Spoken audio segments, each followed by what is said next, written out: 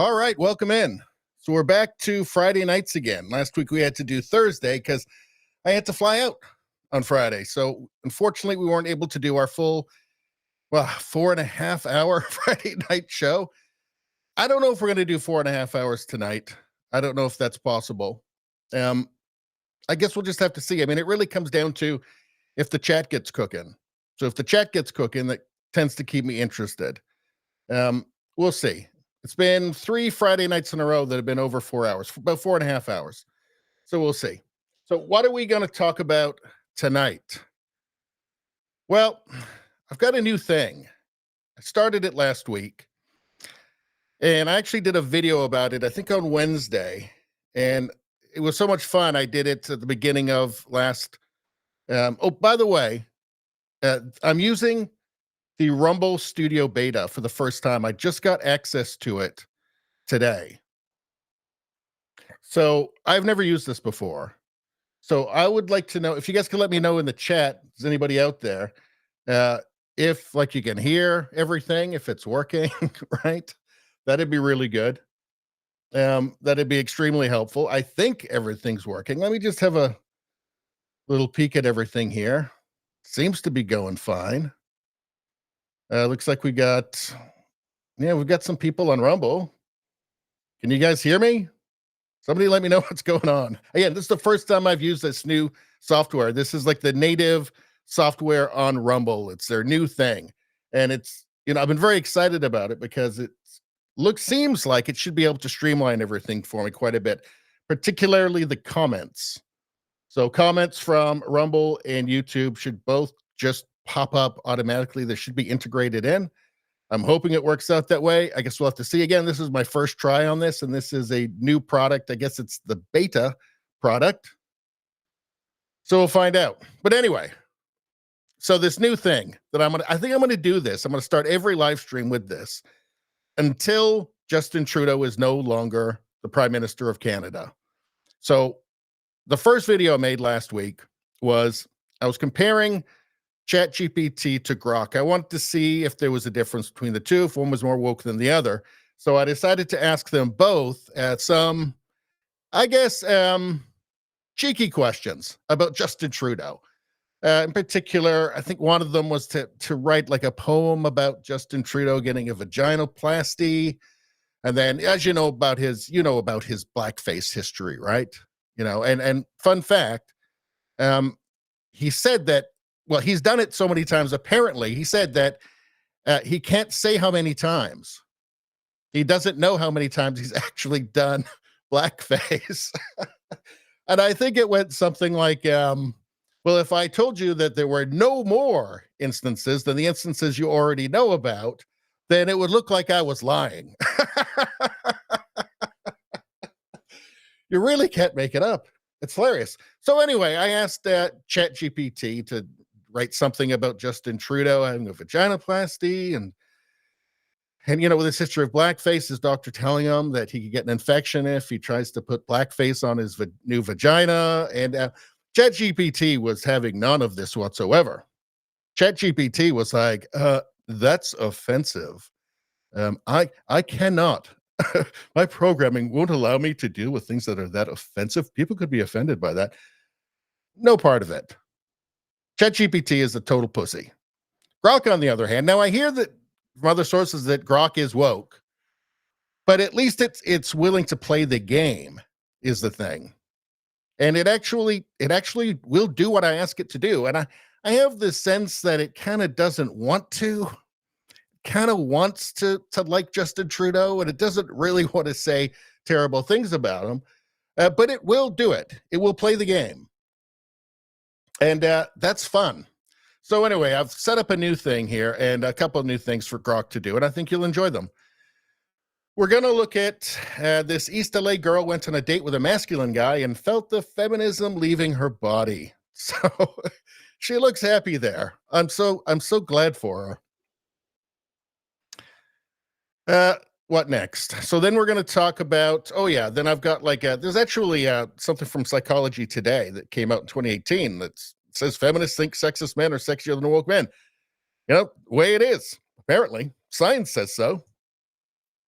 You got an Ontario judge that rules that calling drag queens groomers is defamatory. So that's Canada. This is the Justin Trudeau Canada. 8 years, people. It's not good. It's really not good. Kind of incredible how much he has changed the country. He's given permission to all of the craziest far leftists out there, is what's happened. Anyway, let's keep going. Latest presidential polls, Trump posts his largest lead in GOP primary, consistently tops Biden in general election. And I wonder if there's any reason why all this stuff is happening, why he's being persecuted. Yeah. There's some powerful people that are very afraid of Donald Trump. I thought this was interesting. Dem-appointed Colorado justice says Trump ballot ban undermines bedrock of America in a fiery dissent. And this was a Dem-appointed justice. So we're talking, of course, Colorado saying that Trump can't be on the ballot.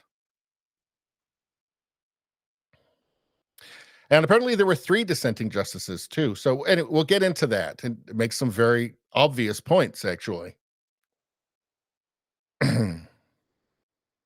Men become less aggressive after smelling women's tears. So that's what it is.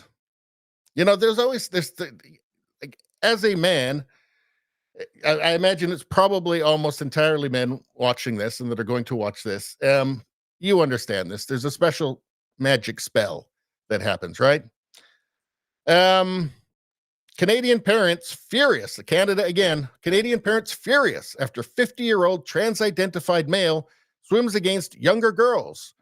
Changes in girls' locker room. The girls were terrified, said the parent of a child who competed in the competition. So there's somebody, usually the chat doesn't get going until I'm like an hour into these things. But if anybody can hear me right now, can you tell me in the chat that you can hear me? Because again, this is the first time I've used this streaming software. So I just want to make sure that everything is cool. It looks like it should be. All right. Anyway, I'm just going to keep plowing on. So yeah, 50-year-old trans-identified male swims against girls. He's swimming against like 13-year-olds. I guess it's like a trans and age trans and gender trans. I don't know. And Canada is out of its freaking mind. I know, because I live in Canada. And it's depressing. What was this? This is a real resurfaced Sesame Street clip from CNN's town hall on racism back on 2020. And as you can imagine, it's completely insane. We'll get into that. There's something particularly disgusting about the targeting of the children with this propaganda. We'll get into that. And then we always end off with a bunch of Twitter stuff that I've just curated over the week. There's like memes and just different stories, just random stuff. And I think that's actually a lot of people's favorite part of the show, actually. So we'll do that. Now, if there's anything that's particularly horrible, there's also there's a tradition on here in which if there's something that just really is unpleasant that we're covering, we'll do a palate cleanser by looking at some puppies for a few moments. And there's a joke that we always tell every week, which is really fun. And if we still feel like going after that, we'll just get back into Twitter and just go through just whatever's coming up. So let us begin.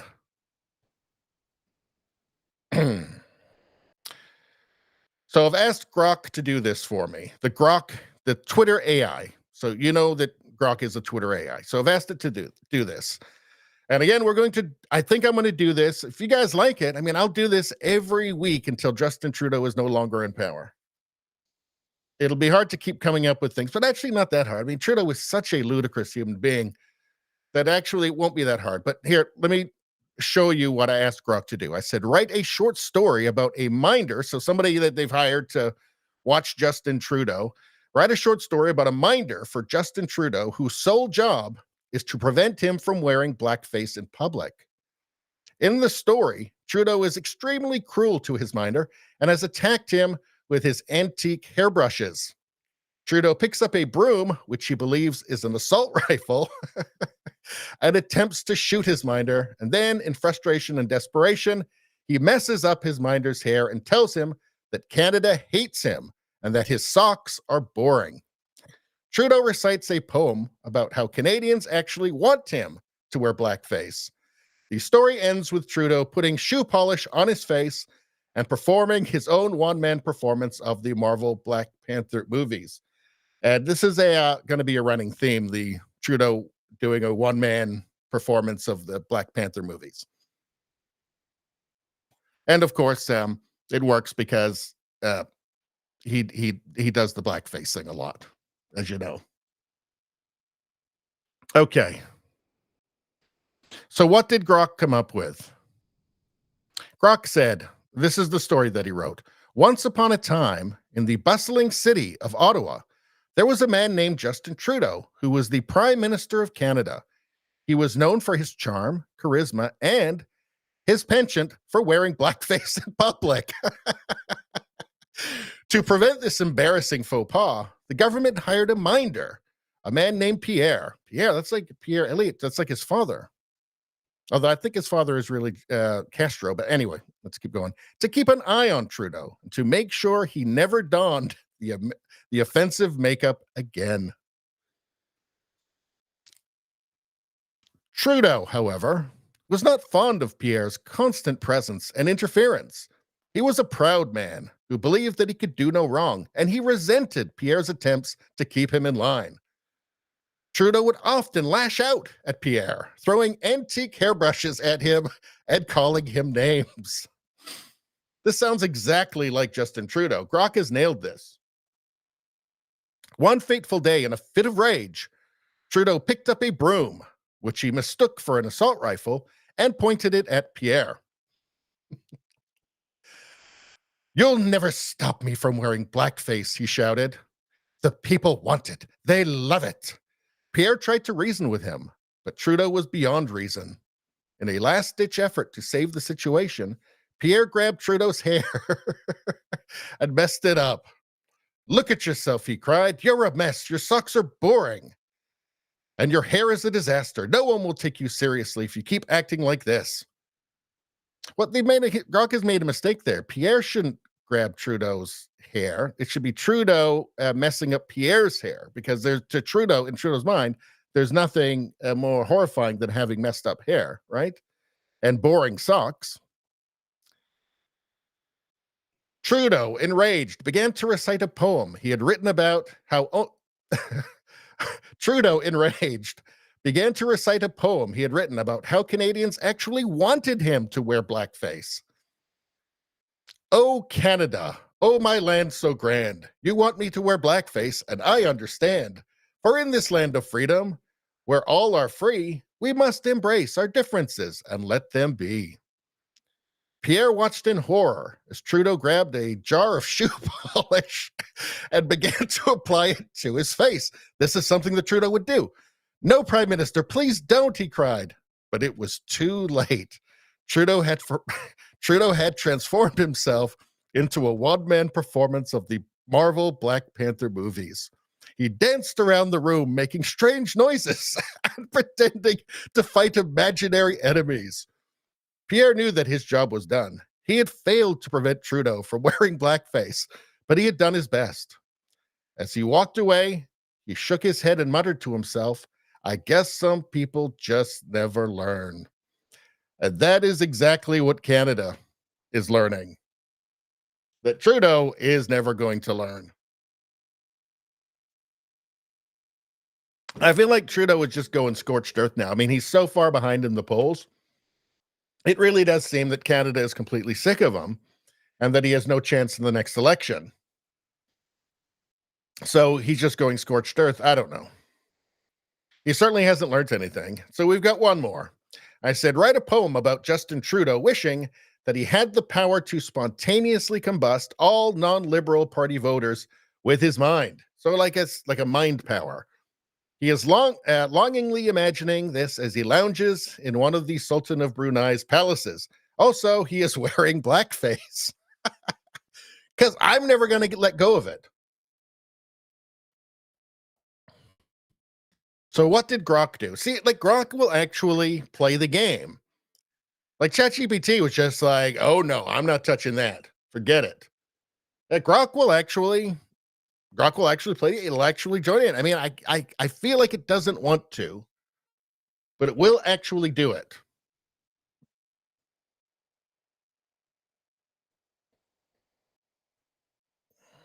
All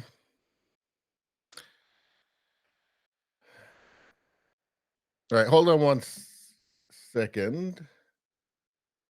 I think we're all good. Okay, so Grok said, in a palace so grand in a land far away lived a man named Justin who dreamed of a strange play. He lounged in the Sultan's abode in a world of his own with a longing so deep to make non-liberals gone. Oh, to have the power of mind, to make them all combust, to leave only those who agree in a world that's just. Justin sat and he pondered, his thoughts lost in blackface. A world without opposition, a world of his own grace. In his mind, he could see them, the non-liberals all gone, and he'd be the hero, the one who'd right the wrong. But alas, it was just a dream, a fantasy in his head, for the world was much more complex, and politics not so easily led. So he sat in the palace, and he'd drink, and he sighed, and he smiled, for the power of the mind was a power he could not wield. But still he could dream, he could hope, and he could wish for a world where all would agree and his dreams would not perish. That's his dreams of being able to spontaneously combust anybody who disagrees with him with his mind.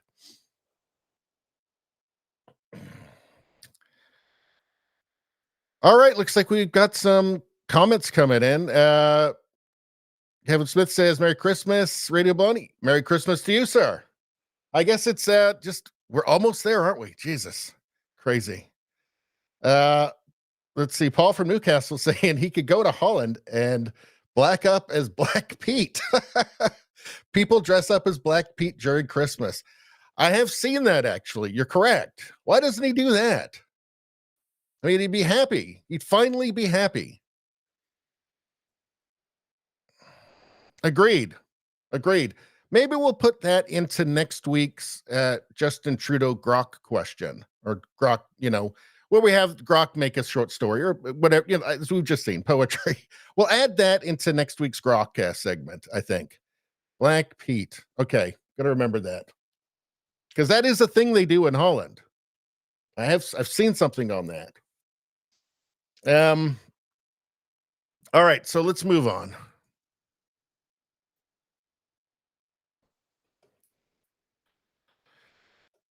This East LA girl went on a date with a masculine guy and felt the feminism leaving her body. So I guess maybe she'd been lied to.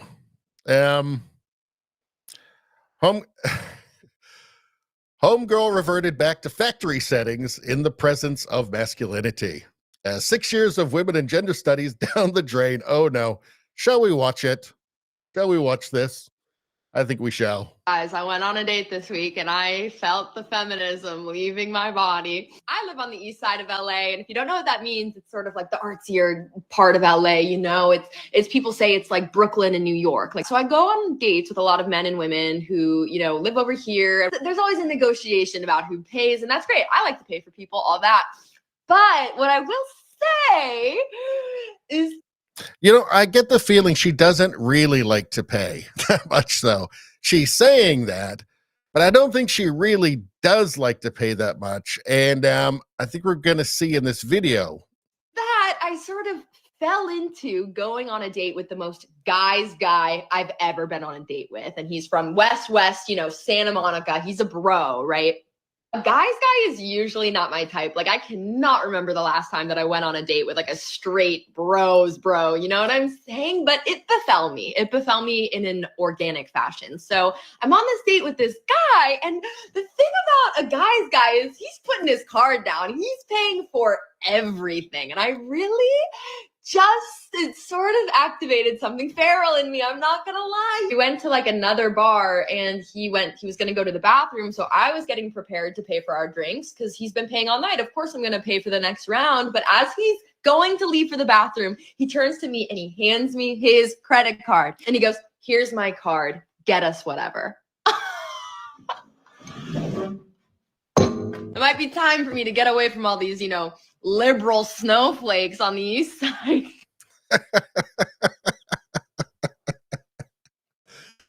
I will say it's something that nobody's ever paid for her meal before. Nobody's ever paid for her drinks before. That is really saying something. It turns out she likes that. I think that, I think that we may have learned something from like evolutionary biology that, resources matter, right? Like, I think women like resource. I think a man with lots of resources that he can just spend without thinking about it. It's like an invisible pair of really nice tits. I'm not talking about like Caitlyn Jenner. I'm talking about like an invisible pair of really nice tits that only women can see. I think it's just clear. I mean, you can see from this. I mean, there's something about that. Aside from the fact that I think she enjoyed being with somebody who was actually masculine. We're a sexually reproducing species. We're sexually dimorphic. We do have men and women. We are different. We're not different species or anything, but there's enough difference there, right?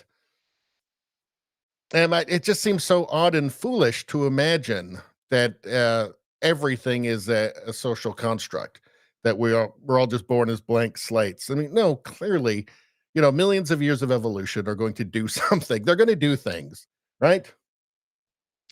And they're going to do things that you can't really control. Paul from Newcastle says he's talking about the Christmas thing in Holland. I was working in Holland 22 years ago and saw it when I was shopping. It was, what the fuck is going on? I bet. I mean, yeah, that would stand out like a sore thumb, I guess, in most Western countries, I think. It doesn't matter if it's like intent doesn't matter anymore, right? That doesn't matter. It's perception. So people are going to freak out. I don't know if they're still doing that. I'm sure I saw something about it a year or two ago that it was still happening. So I don't know. But hey, that's their thing, These are their traditions. They should be able to do them. Let's go to this next page. So I have some hard science here to back all this up. From Psychology Today, feminists think that sexist men are sexier than woke men. Why do women find sexist men appealing? Again, I just feel like there are obvious reasons, right? It says here, women like bad boys. At least that's the story. Well, they are attractive. Of course, we're not talking about every single woman. We're never talking about that. We're talking about, with the aggregate. But what did they have to say here? Women who admit to liking bad boys or being attracted to men who are assertive and dominant are sometimes criticized as having internalized misogynistic attitudes, or simply being naive and foolish, or failing to recognize or admit that sexism is damaging.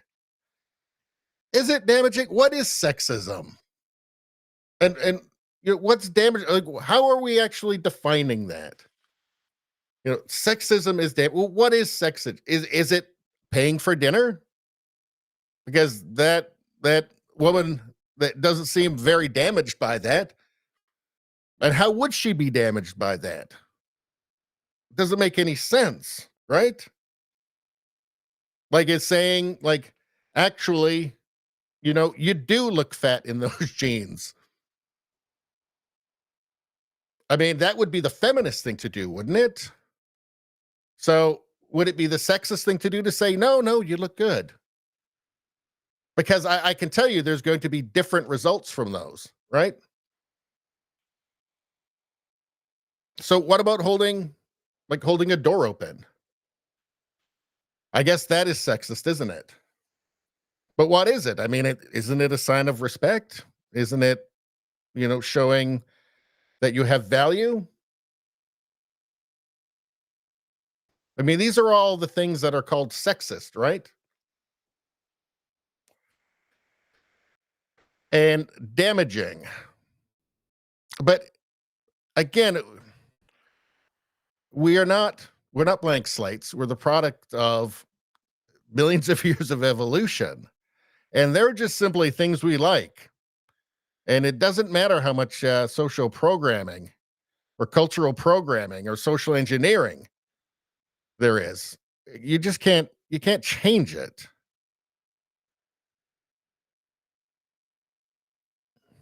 Here, these two researchers take a related tech.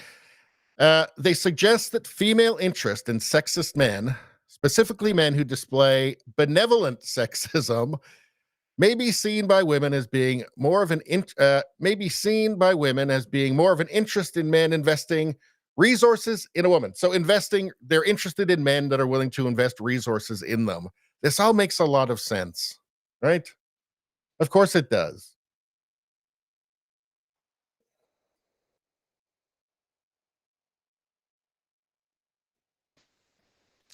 Paul from Newcastle says that he likes his women Kit Kat's chunky. So, well, that's good to know. I hope you find a Kit Kat chunky woman. Sounds nice. Sounds nice. But here we have benevolent sexism. So what is that? So that's, I guess, like buying dinner, opening a door.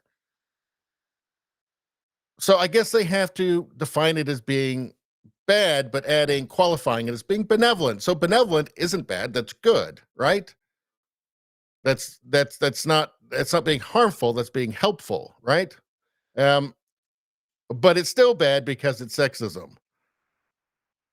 You see, they admit in this that women generally are more attracted to masculine men than, you know, I guess male feminists. But they don't really like it, right? uh Benevolent sexism includes beliefs that women should be put on a pedestal. Well, no woman has ever wanted that, right? Women should be cherished and protected by men. Again, no woman would ever want that. Uh, Men should be willing to sacrifice to provide for women. Again, this just sounds like a nightmare.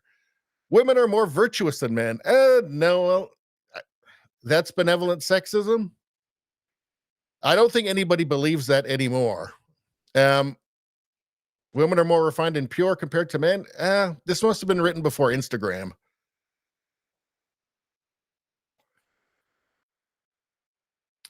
Let's see, what else have we got here?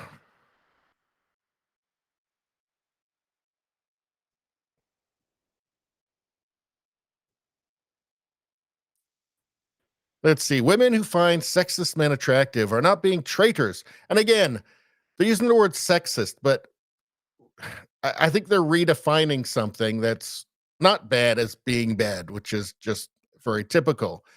Uh, they're not being traitors to other women, nor are they naive females who don't understand their choices. Instead, they are women making rational decisions and accepting trade offs. They recognize that it may be more beneficial to have a partner who is committed to them and willing to sacrifice for them and their family than it is to have a woke feminist man who wants them to be independent. So trade offs, right? Like Thomas Sowell has that great quote, there's no solutions, only trade offs. And I think that's what we're seeing here. Um, Nothing that is happening here is bad. It's all just common sense, right? Um, they recognize that it may be more beneficial to have a partner who is committed to them and willing to sacrifice for them and have a family than it is to have a woke feminist man who wants them to be independent. So, yeah, but still, it's sexism somehow. It has to be bad some way because men are just bad, right? Now, I think for this woman who's very happy that she met somebody who didn't make her go Dutch on dinner and just had some masculine energy. Um, I think as long as she understands that there's a bargain in this, right? That again, I mean, there's trade-offs to this. Probably doesn't understand that and probably will ruin everything because that's the way the world is. Ontario judge rules that calling drag queens groomers is defamatory. Canada is fucking crazy. It just keeps happening. The question now is will Justin Trudeau resign or not? And I've been of two minds about it. On one hand, I want him to take down the liberal, the Canadian Liberal Party, take it down, crush it, crash it, uh, reduce it to cinders, reduce it to ashes, and then they'll have to rebuild up as something more sensible. But the next election isn't until 2020, late 2025, as things stand now. And that gives Trudeau a lot of time to fuck things up even more. So, I'm starting to think that maybe it's better if he does resign, which I don't think that he will because he's too narcissistic and he's too Machiavellian. I don't think that he will, but I'm starting to think maybe it would be better. And then they could try and replace him with somebody who's somewhat moderate. They would have to do that because Canadians are believing that we have gone a little bit, we've definitely gone a little bit too woke, a lot too woke, a lot too just senselessly left wing, just mindlessly, recklessly far left. Like the Liberal Party is not, there's nothing liberal about it. It's completely illiberal. They're so far to the left now that everything looks like the far right to them. It's totally bonkers, I tell you. And yeah, so we see more and more stuff like this. Ontario judge rules that calling drag queens groomers is defamatory. Well, I think typically the grooming is referring to grooming into an ideology, into the radical far left gender ideology, right? This, I mean, it's just a fantasy. I mean, there's nothing scientific about it, right? There's nothing scientific about infinite genders, right? That's not falsifiable. You can't, it's just an assertion. It is just an assertion that there's all of these genders. There's frog gender. Seriously, frog gender. Look it up. All right. Albany gender. You're all the genders. None of this is falsifiable. None of this has any scientific merit whatsoever. It's just a bunch of crazy bullshit that people are asserting because they just like it, I guess, or because they see it as a way of destroying the foundations of civilization, perhaps. You know, uh, perhaps it's like perhaps the most ardent people are, of course, Marxists that enjoy this because they want to burn everything down to rebuild their communist utopia. Communist revolutionaries. If you look underneath all of it, you just see a base of Marxism.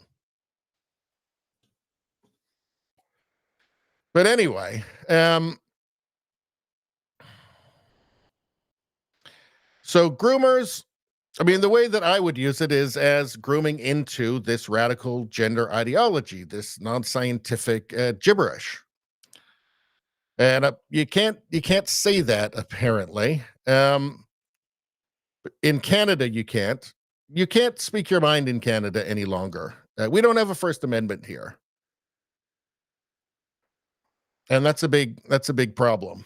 Our Charter of Rights and Freedoms needs to be fixed because there's a giant loophole. that basically says, well, you have freedom of speech unless the government doesn't like it. In which case, oh, fuck you. And we've been getting a lot of fuck yous from the Trudeau government. And you have to remember too that all of this, the tone is set by Trudeau. He sets the tone for all of the leftists. He basically gives them permission to run as far ahead as possible because he's going to get their back. They're going to get his backing. As long as what they're doing feels far left, right? They're going to get the support of the government.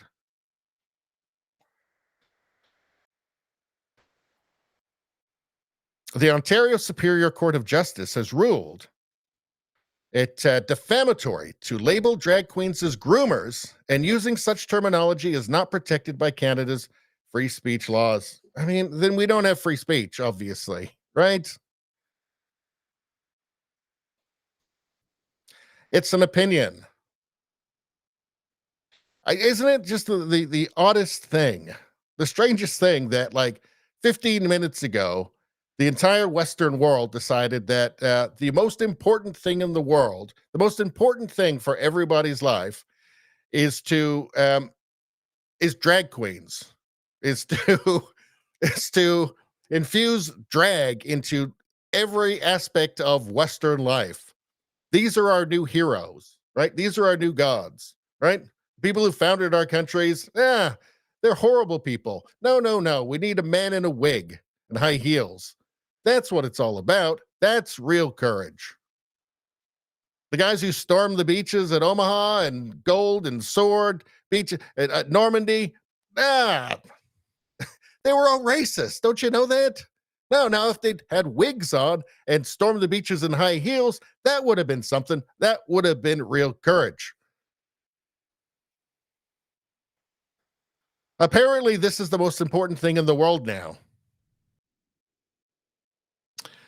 It's to prevent people from calling men dressed as women, as like hyper-sexualized stereotypes of women, from doing adult performances in front of children. This is the most important thing. We must protect that now. It's weird, right? Like, isn't that pretty weird? I think it's weird.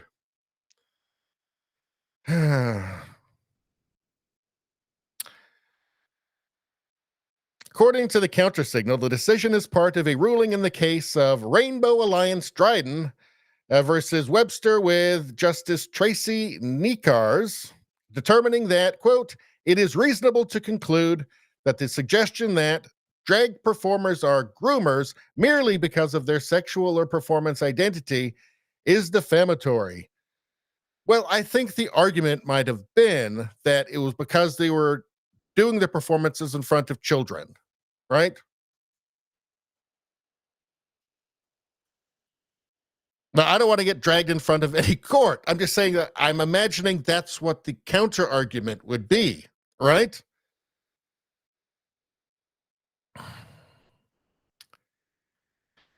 Here's the big surprise. Nekars was appointed to her post by former Trudeau government Attorney General David Lametti. The judge's ruling pertained to a case between the ARD and Brian Webster, a blogger who called drag queens groomers. So going after bloggers for stating opinions. This is the new Canada, folks. It's scary. I know that the people are leaving, right? Now, the Liberal government can't, I don't think they can survive past 2025. If that's when the election happens. So we will get a Conservative government in. It looks almost certain at this point. The question will be whether it's a Trudeau light Conservative government. I look with horror towards the UK with the Conservatives. They've had Conservatives in power for 13 years, and yet they've still got police arresting people for things that they like hard, not even offensive things they've posted on Twitter, just saying like a man can't be a woman will get you a visit from the police in the UK. They have the highest levels of immigration in the UK that they've ever had under Conservatives. I mean, their mandate is supposed to be to shrink it because Much like in Canada in recent years, I mean, our infrastructure is crumbling. I mean, it's extremely expensive to take in all of these people. Um, especially when you haven't considered the toll it will take on like the real estate market, for instance, or healthcare, or just any part of the infrastructure. You want to get a passport. That's not going to happen anytime soon. It really is a weight on everything. And that's my fear, is that we end up with something like that. If I were a British conservative, I mean, I'd be out of my mind uh, with anger and disappointment, I guess. I mean, I feel like the British conservatives have truly betrayed the people that voted for them. And it's extremely sad. And I hope that we don't have something like that happening in Canada. And we can't afford it, because the changes to Canada that Trudeau has wrought these are generational problems now. They're not going to be fixed in 4 years, right? Unfortunately. So they need to get to work fast and not waste any time. Anyway, taxpayer-funded Egale Canada, an LGBTQ lobby group, joined in the lawsuit against Webster. So this is one of the dozens of advocacy groups that Trudeau is funding. And the reason that he funds them is because they are then used as experts by the bought and paid for corporate media in Canada, like the CBC. You have the Canadian Anti-Hate Network, which has received lots of money from the Canadian government. And who does the CBC go to? Like, there's a CBC article. It's around the time of the Freedom Convoy. And I shit you not, it was about how the word freedom was a dog whistle for the far right. Who was the expert they went to? Oh, it was an expert from the Canadian Anti-Hate Network, which had received funds from the Canadian government, from Trudeau's government. That's why he funds them. It's a trick that he does. Trudeau's in the midst right now of, I'm ranting about Trudeau a lot. I hope you guys are okay with that. I think I might be losing some people on Rumble from too much ranting. Maybe I should just move on, but I can't, because I just despise Trudeau so much. So he's showering the corporate media in Canada with money. He's spent like $250 million funding all of these advocacy groups in Canada that are going to do his bidding, right? Is in the process of trying to take control of the Canadian media. You've had the Online News Act, which ended up blocking news on Facebook. You had Bill C-11, the Online Streaming Act, whose purpose, as far as I can tell, is just simply to allow the CRTC, the regulating body in Canada, to pick winners and losers. Who, like YouTube, for instance, or X, can promote, who they should promote. Authentic Canadian content is the words they use, right? Well, what's authentic Canadian content? Do you think mine is? I got a feeling the CRTC isn't going to see it that way. Anyway, this is fucking crazy. The decision could effectively criminalize negative depictions of drag queens and allows the RAD to proceed with a defamation lawsuit. Webster accused drag queens of sexualizing children by promoting membership in the LGBTQ community. This is opinion. This is opinion. How do you criminalize that? It's a thought crime. It's a thought crime. And this is so Trudeau. This is exactly the sort of Canada that he wants.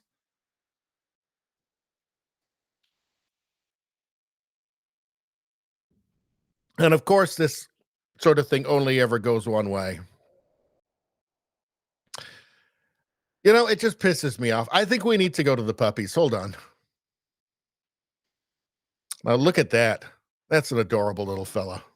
You gotta love it. You know what my favorite part of this video is? That this dog isn't getting a vaginoplasty.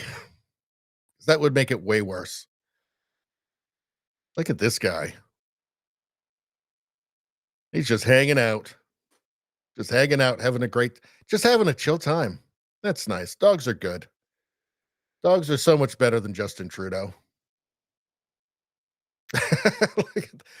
Right when I said Trudeau, we did that. All right.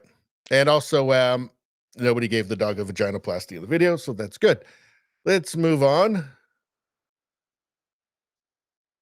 Latest presidential polls. Trump posts his largest lead in GOP primary, consistently tops Biden in general election. So, I mean, they're going to get more and more desperate. Now, I understand that New York case from Jack, was it Jack Smith? That has been, Trump wanted it to delay it till after the election. He wanted to do it beforehand, obviously, right? Because it's clearly the purpose of it is election interference, pretty clearly to me. And Trump won that. So it's going to happen after the election. So that's not going to be relevant. So there's one thing. Former President Donald Trump has his largest GOP primary polling lead in the Real Clear Politics average of national polls, as he also enjoys a consistent lead over President Joe Biden in a hypothetical 2024 general election matchup. And it's astonishing, isn't it? I mean, it gives you hope.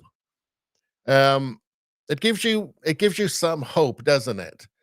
That you can fool some of the people some of the time, but you can't fool all the people all of the time. I mean, it is just a massive machine dedicated to destroying Trump, right? I think everybody watching this channel probably recognizes that, right? I mean, all through his presidency, it was 95% negative press about Trump in the mainstream media, right?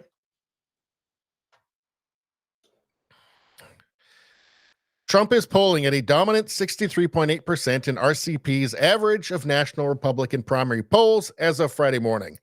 The former president holds a 52-point lead over Florida Governor Ron DeSantis, 11.6%, who has dropped nearly 3 points since last month and is now neck and neck with former South Carolina Governor Nikki Haley. So it's going to be Trump. It looks very likely that the Colorado decision is going to be overturned. It's by the Supreme Court. It's just blatantly unconstitutional. And actually, the next story we're going to look at the dissenting opinion, one of the dissenting opinions in that ruling. I feel bad for Ron DeSantis. Like, what happened? He had so much promise, didn't he? I mean, everybody agrees that he's a great governor, right? So it's kind of stunning his fall, you know? Because he does seem to be a genuinely really good governor. He's getting things done in that executive role in Florida. But I mean, he has a terrible campaign. He's got bad people working for him, and none of his positive traits or accomplishments have been able to shine through. Just really poorly run. And I guess that does reflect poorly on him. But I don't know. It's sad. I mean, neck and neck with Nikki Haley. Jeez. That's rough. That's really rough. Trump's polling lead in Iowa stands at 32 points as he polls 51.3% of support to DeSantis's 18.6 and Haley's 16.1. Let's see. Trump has a less comfortable lead sitting at 46.3 in New Hampshire, while Haley comes in at 24. Yeah, I mean, it's a blowout. The question is, will the dark forces be able to stop him? Be able to stop Trump? Because the people want him, right? In a democracy, it shouldn't even be a question.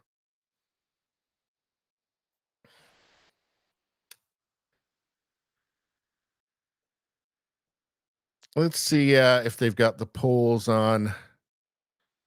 Here we go. Most early polls of the 2024 general election show Trump in the lead. As of Friday morning, the former president leads Biden 46.8% to 44.5% in the RCP average. Trump's polling lead comes even amid. So hold on a second. He leads Biden 46.8 to 44.5. And considering that the polls are always wrong in favor of the Democrats by at least a couple of points, 3-4 points, maybe, that's really saying something. Trump's polling lead comes amid even more controversy surrounding the former president after a Colorado Supreme Court ruling banning him from the state's ballot. The state Supreme Court's ruling cited the blah, blah, blah. We all know about that. So I've said it before. I'll say it again. Like I worry for Trump because there are very powerful people who do not want him around. And clearly, I mean, you look at everything that's been done, like 91 charges against him, indictments. You look at the Russia collusion, it's been endless. Impeachments, it's been endless. And all of it's been bullshit. You know, the 50 former intelligence agents that said that the Hunter Biden laptop story was clearly Russian. I mean, it's really, truly incredible. And it makes you wonder what the limits are of that. I think it's genuinely frightening. Let's take a look at this Dem-appointed Colorado justice, one of the dissenting opinions on that Colorado decision to take Trump off the ballot. And I think it's pretty revealing. Justices Carlos Samor, Maria Birkencotter, and Chief Justice Brian D. Boatwright, that's a fun name, all dissented, but Samor was particularly critical of the 4-3 ruling. So it was 4 pro banning Trump and 3 against. So it was actually a pretty tight vote. Samor wrote, quote, "The decision to bar former President Donald J. Trump, by all accounts the current leading Republican presidential candidate and reportedly the current leading overall presidential candidate from Colorado's presidential primary ballot, flies in the face of the due process doctrine." Due process.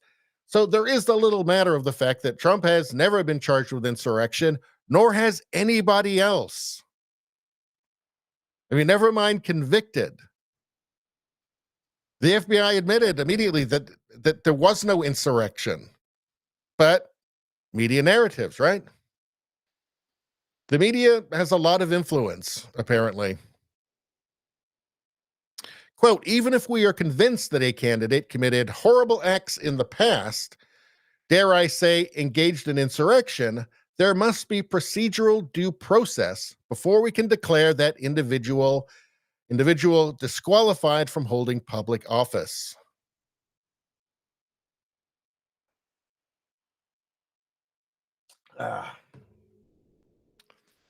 Samora went on to argue that allowing states to decide individually whether to allow Trump's candidacy risked chaos in the country. Yeah, you can say that again.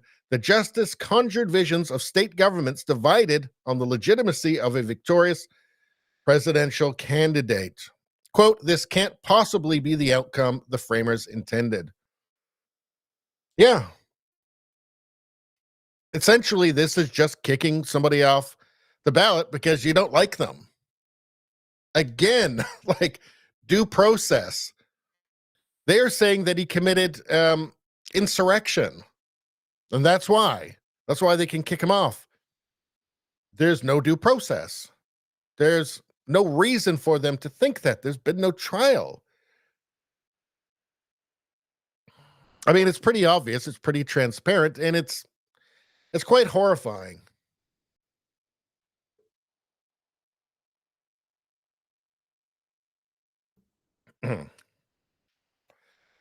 Trump's campaign has already vowed to swiftly appeal the court's decisions to the U.S. Supreme Court, where observers largely believe it will be overturned. I think it's a really good bet that it's going to be overturned. That's what I'm hearing, and it really doesn't make sense, right? Like you kind of have to prove somebody did something, committed a crime, before you can disqualify them from anything because of that. Anyway, let's keep going. So, men become less aggressive after smelling women's tears. So it was a trick all along, right? So that's it, fellas. Stay angry, stay mad. It's just a ruse. Now, it's like a magic trick, though, isn't it? Like the crying. It's like a magic trick. Like it's like a magic spell. Because as soon as the tears start flowing, it's like, oh, okay, all right. All right, I'm not angry anymore. All right, I guess we will get married then. You know what I'm talking about. It works. It's persuasive.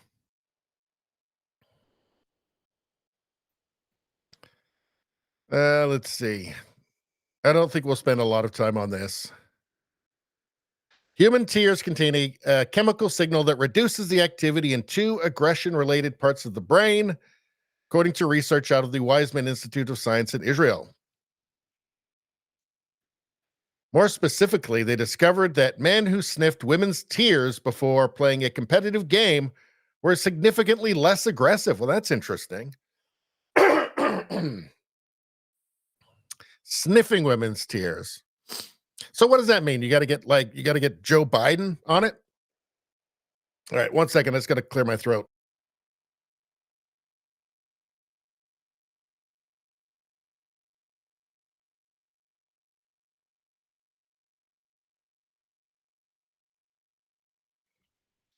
Yeah, so does that mean you have to get like Biden and just get in there and really sniff, or is it one of those things that you can just be in the room and it just kind of it's the tears are releasing these chemicals and you can I don't know.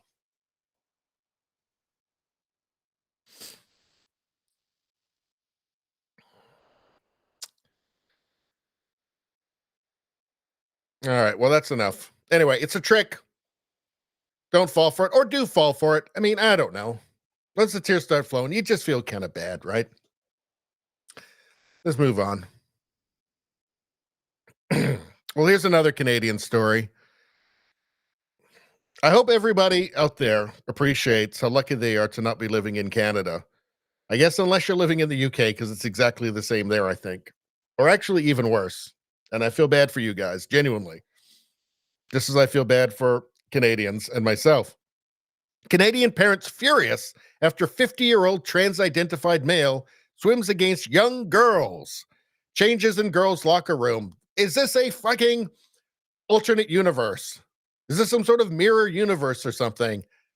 Like, I don't need to study gender in university, right? Or psychology or anything to understand that this is clearly not, well, it's not optimal, let's say. 50-year-old men trans-identifying in girls' change rooms and competing against them. Why is this allowed exactly? Like, would a 50-year-old woman be allowed to compete against young girls? I kind of feel like not, right? But there's this weird magic spell that now we just have to anything drag or trans, and now this is the most important thing in the world. I mean, how did we even build civilization without constantly honoring trans and drag people? I think it's quite odd. So there we go. There's the 50-year-old man. You can see there's young girls there, and then a tall man who's ready to compete against them because nobody said no, because there are no adults left anymore. An adult trans-identified biological male has been competing against young girls at Canadian swim meets, causing shock and fury. The outrage surrounding the issue has since progressed after it was recently revealed that the 50-year-old, let me repeat that, 50-year-old biological male is also changing in the girls' locker room. Changing in the girls' locker room. Boy, oh boy. The rumor in question is Nicholas J. Cepeda, who competes under the name Melody Weishart. Melody Weishart. Well, isn't that a lovely name? Let's see. See, there's Melody Weishart there. Melody Weishart looks more like a Steve, I'm gonna say. uh, At a Swimming Canada sanctioned swim meet for girls between the ages of 8 and 16, parents said that Weishart not only competed against young girls, but changed in and out of his swimsuit in the women's locker room.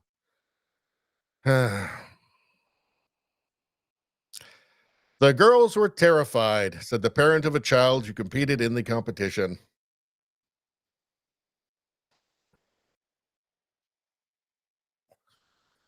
What do you say exactly? I mean, this is real. This is a real thing, right? One parent says it's also confusing for the kids. No one is comfortable. Everybody is accepting of all people, but them swimming against our kids and being in the locker room with them is not appropriate. So this is real. This is actually happening in Canada.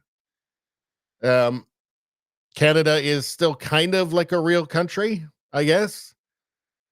So a 50-year-old man competing against young girls, changing in their change room. Something seems not right here.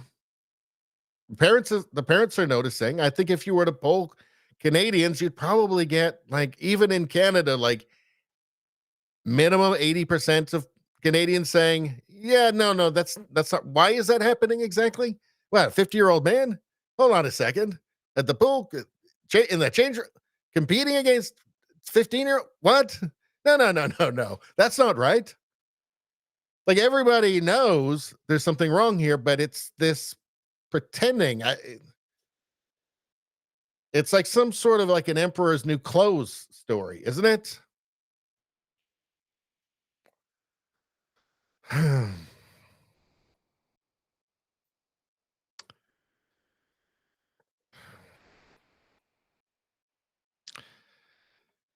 Yeah. I don't know. What do you guys think of this? I mean, honestly, I don't, I mean, I'm at a loss for words. Everybody knows this is wrong, and yet it's allowed to happen. I mean, I'm afraid the Cultural Revolution is in full swing, and it's not a grassroots movement, it's a top down movement. the,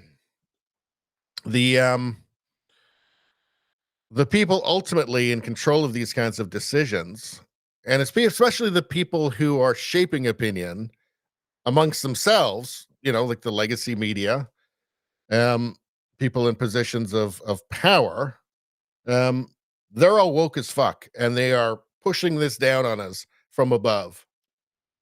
And people are feeling kind of powerless about it. Maybe that's why Trudeau is being destroyed in the polls right now. Perhaps, perhaps that's the way that Canadians see as their opportunity to bring back some sanity. It ain't going to come from him. We know that much.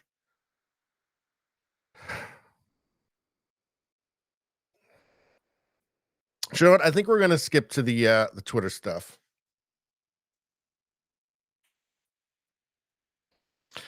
Prime Minister Justin Trudeau heading to Jamaica for post-Christmas vacation. So I guess he just wants to go and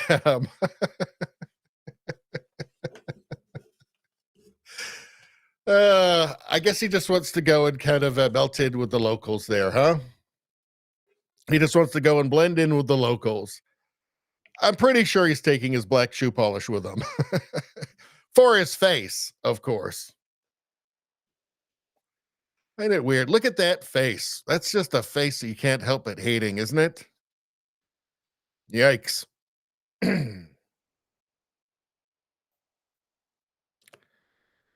Let's see. Chris Pavlovsky. I will not be bullied by foreign government demands to censor Rumble creators. My statement on turning off Brazil. So he's the CEO of Rumble, which is the platform that I am streaming from right now. and is, as you know, a free speech platform. It's dedicated to free speech. They've already had problems with France because France was demanding censorship, and they said, well, France doesn't get Rumble then. They're not going to compromise. If it's legal, it's on. He said, recently, the Brazilian courts demanded that we remove certain creators from Rumble. As part of our mission to restore a free and open internet, we have committed not to move the goalposts on our content policies. Users with unpopular views are free to access our platform on the same terms as our millions of other users. Accordingly, we have decided to disable access to Rumble for users in Brazil while we challenge the legality of the Brazilian court's demands. We are disappointed by the court decisions that have caused the Brazilian people to lose the ability to view a wide range of Rumble content. This action will not have a material effect on our business, but we hope the Brazilian courts reconsider their decisions so we can restore service soon. Well, they've got a left-wing government in Brazil. After Bolsonaro, there was a very controversial election with suggestions by some that there was some hijinks going on. Considering that they have a left-wing government in Brazil, I'm guessing the people they want removed are moderates or conservatives. Maybe like Glenn Greenwald. He lives in Brazil. Yeah, he comments on what's happening there. Even though he's he's a lefty himself, he's still critical. I think he's been quite critical of the government there. So yeah, good. I'm glad to see this. It's also, I mean, it's bad in the sense that, you know, you've got countries just opting out, like France and Brazil. And, you know, they're fine with it because they're censorious and they want to stop. They're just as happy to remove everything to get rid of a few people they don't like. So that's not great, but it's good to see Rumble standing by its guns here, you know, standing by its principles. So excellent. Let's see. Joe Rogan reacts to Trudeau's plans for regulating podcasts in Canada. This is Bill C11. He's actually got another one that he wants to do too, dealing with misinformation, which of course means, reality, truth, right? Let's see what, and looks like he's got the trigonometry guys on there. Let's take a look at this. Don't think that can't happen here. Don't think that can. They're regulating podcasts in Canada.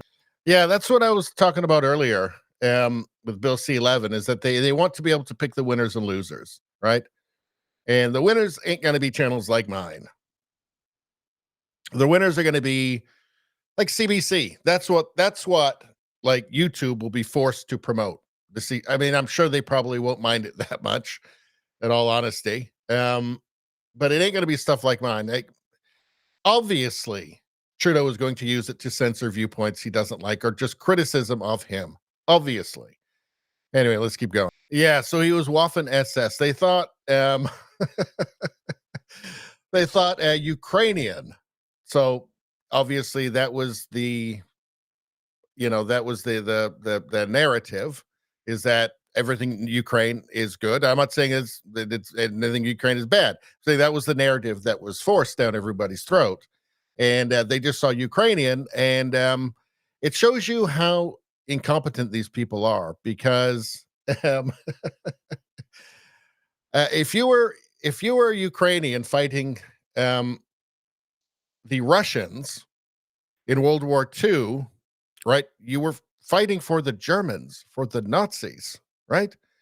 Like, you don't need to be like an expert. You don't need to be a World War II historian to know that, right? But they just thought in their heads, it's just Ukrainian fighting Russian. That's good. Always good. Always been good.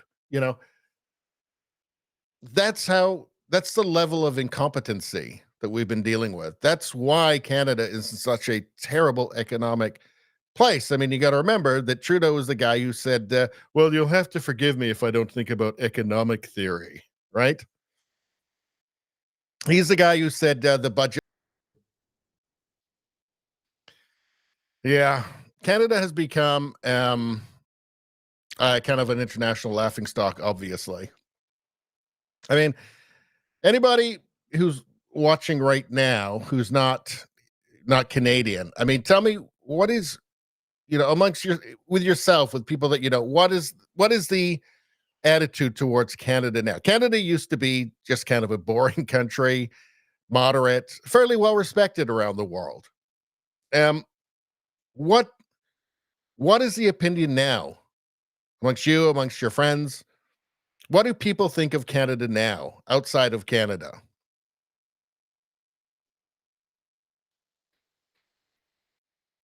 Especially if there's anybody on Rumble that can, because I have not seen any chat come through on Rumble. Again, this is my first time using the Rumble Studio.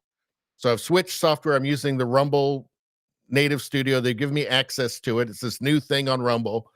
It's my first time using it, so I haven't had a chance to work out any bugs or anything like that. So yeah, if somebody on Rumble could try the chat, if something comes through, then at least I'll know that it's working. Here's a meme. Future Facebook bot showing me the meme I made that future Facebook bot showing me the meme I made that now has me scheduled for execution. That seems to be the way that we're heading, isn't it? I mean, again, people are being arrested. We're seeing people being sued and taken to court in Canada. People being arrested in the UK for memes and for just stating their opinion, for saying things on social media, for writing blogs. It's not that far-fetched. I mean, there have been plenty of societies where you get executed for saying the wrong thing. In fact, there are plenty of places in the world right now where that can happen. I think that we have a bit of an optimism bias. A lot of people do. I'm not sure I do anymore. Let's see. Here's something. Disney is worried that woke is ruining their brand after consistent flops. Disney is worried that woke is ruining their brand. How are they just figuring that out exactly? I think they've lost like $1 billion in the last 24 months. They're just figuring this out. Or they're worried, at least. Maybe this woke is ruining everything. Maybe that's why nobody's seeing our movies. Maybe that's why we're losing so much money. Maybe it's this woke thing. Maybe it's that we're, supposed to be making family movies. And instead we're putting in gender theory and stuff into them, stuff that parents won't like. I wonder if that has anything to do with it.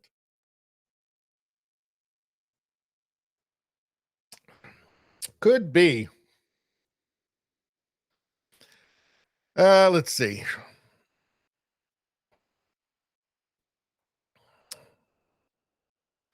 Jonathan Kay, he's a Canadian journalist. He's very good. Fallout continues from Toronto's hilariously botched decision to change the name of Dundas Square, which honored Henry Dundas, an abolitionist, to a word source to one of Africa's most notorious slaving tribes. So that's how it works these days.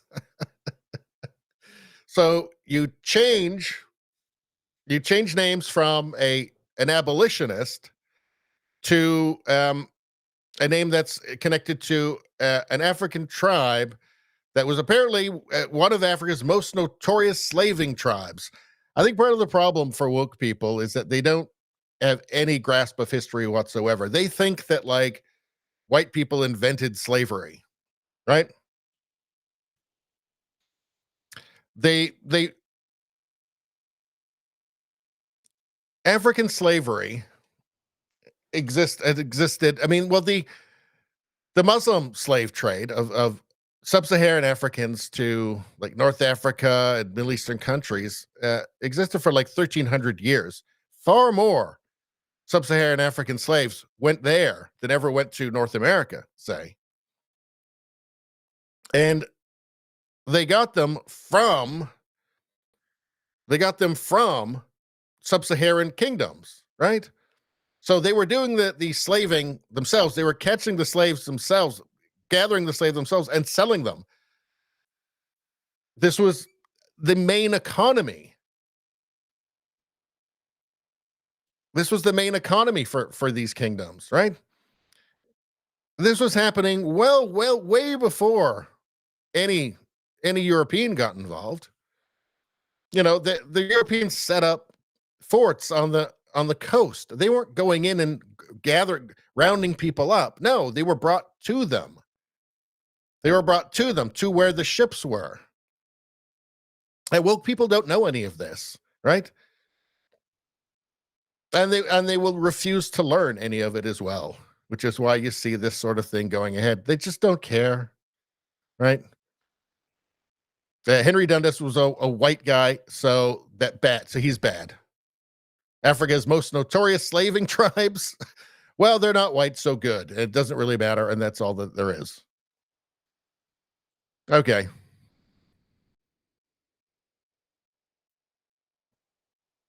Here's another Rogan clip here. Let's hear what he has to say. This is very short. Like, he's a moderate. He's a moderate in this movement. And believe me, if you guys with him more, someone else is going to come along that's going to resonate with these people that realize they're getting like, he's a moderate. That's the thing, huh? Is that the media convinced everybody that Trump, they're trying to do the same thing with Pierre Poilievre in Canada, the leader of the Conservative Party here. They convinced everybody that Trump was some fascist, even though all of the fascist stuff has actually been done to him, right? The Russia collusion hoax, all of these politically motivated charges against him now. That's the fascist stuff. Trump was a moderate. I mean, his ideas on the border were normal democratic ideas 15 years before, 20 years before, right? The same ideas as like Hillary Clinton. There was nothing extreme about his policies whatsoever. They were just portrayed that way, and stupid people can't tell the difference. All right. Declaration of memes. What do I do now? Just do what they taught you in college. Communism. I like this meme. There was a different variation on it on the last live stream I did. But I mean, it's funny because there's a truth hidden in this, which is that this is the goal, right?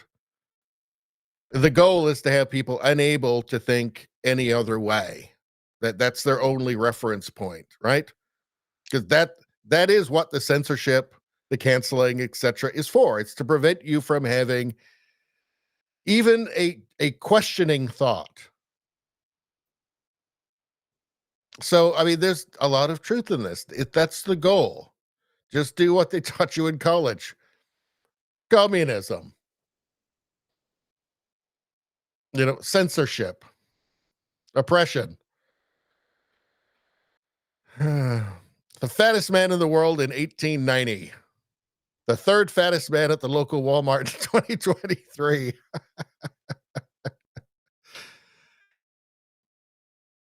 Yeah, I think people used to be skinnier, didn't they? I mean, that's going to be me if I keep eating hamburgers. Maybe it's worth it. Declaration of memes. Lockdowns, climate taxes, and green energy subsidies. Send aid to Ukraine. Sanction Russia.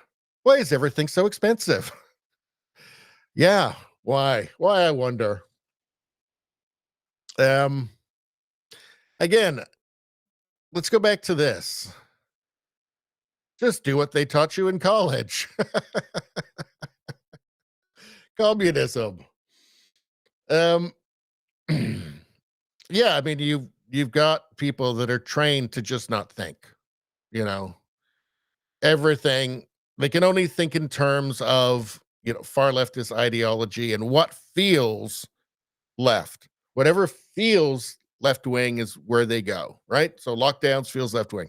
Climate taxes and green energy feels left wing. Send aid to Ukraine, sanction Russia feels left wing. They have to be good. They're necessarily good. because they feel left wing. And then why is everything so expensive? He'll never figure it out. He's unable to.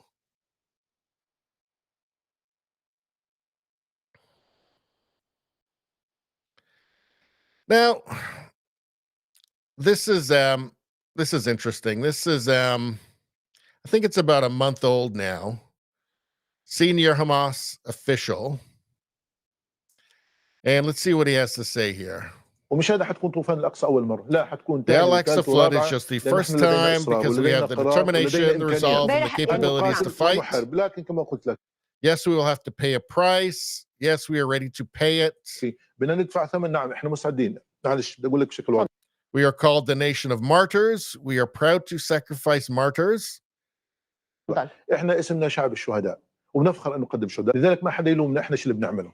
Therefore, nobody should blame us for the things we do. 7 أكتوبر في 10 October 7th, October 10th, October 1 million. Everything we do is justified. أكتوبر في مليون أكتوبر إحنا اللي بنعمل مبرر. It is justified. مبررة. By Canada. So, actually, I think here, what is this part? Australia and New Zealand backing sustainable ceasefire. Yeah, he's thanking Canada there. He's thanking Trudeau there for Trudeau's kind statements. I think that there is value in that context when people, I don't have a Middle East peace solution. I don't have a Middle East peace plan. What I can tell you is I've taken a look at the Hamas charter, their founding document, and it is, the whole thing is just Allahu Akbar, and it says explicitly in it, no political solution. It's explicitly genocidal. Read it yourself. You can find it on Google in 2 seconds. Read it for yourself. You have him here saying it doesn't sound like he wants a political solution. He's just saying attack, attack, attack, attack. I think that's worthwhile context to know. People talk about two-state solution, but you need to have a willing partner, right? Like you need to have a negotiating partner that also wants that. And from everything that I've seen, including their own charter, their own founding document, from people like this, they're not interested in that. So again, I don't got any solutions to fix the world, to fix the Middle East. But it's good context to have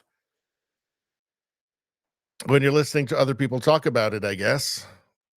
This is okay. So Douglas Murray, I would not want to have a debate with. I would not want to piss him off because he is pretty fucking devastating. This is one of the most, I think Douglas Murray is one of the most brilliant and effective conservative commentators, thinkers, journalists out there. And I think you're going to see why. So he's responding to Cenk. So he's responding to Cenk Uygur here. Cenk Uygur, is it Uygur? Who had just gone on one of his kind of crazy rants. Just bull in a china shop. Everything's right. Everybody who disagrees with him is racist, whatever. You've seen Cenk before, right? That's his style. And he did it to the wrong guy. So just watch and listen to this. Your other guest, I don't know what kind of a creature he is. He's a kind of low-grade thug, as far as I can see. He's listened to nothing I've said. Yeah, I know, because I'm Muslim. That's what you call all Muslims. I'll tell you. No, it's not that at all. It's not that at all. I just think that I think you're just a very low-rent racist. But anyway, let me just get on to it. You say, first of all, I don't care about the death of Palestinian children. Yes, I do care. I care very deeply about it. But I also know that the responsibility for their deaths lies on Hamas, which has misgoverned their society for the last 16 years and now has been leading the country into being in a war with Israel. So yes, it's on Hamas this. As for seeing wars, by the way, I just mentioned about seeing wars because as far as I can see, you're very ill-traveled as well as rather ill-lettered and ill-spoken. And I mention that I cover wars and go to wars because I happen to think myself that it's worth seeing things with your own eyes, including things that you don't particularly like, but you report the truth. I don't know if you ever even leave your own bedroom. And I can tell already that you don't, because you've already said something that demonstrates you know nothing about this conflict. You have just demonstrated it in the following terms. You said that this is why we need to push for a two-state solution and give legitimacy to the Palestinian Authority. I'll tell you something you don't know, because I guess you spent no time in the West Bank, have you? I'll tell you something you probably don't know. The Palestinian Authority, Fatah, celebrated the 7th of October massacres. I'll give you another fact which demonstrates you know nothing about this and clearly haven't ever visited any Palestinians in the West Bank as I have. If there was an election tomorrow in the West Bank, the reason why there isn't one is because if there was an election tomorrow in the West Bank, Hamas would win. So your idea of a two-state solution, I'm afraid you are so out of date and you really should leave your bedroom, because in this region, nobody thinks that there is a two-state solution on the table because there is not a viable negotiating partner. But I just want to make one other main point. You have gone on and on tonight, throwing accusations out against the Jewish state, against me. It's the sort of thing you do. I know you're a sort of online pugilist and think you can run for office, and good luck with that. But I'd just like to point out that you only really get animated if the Jews are involved.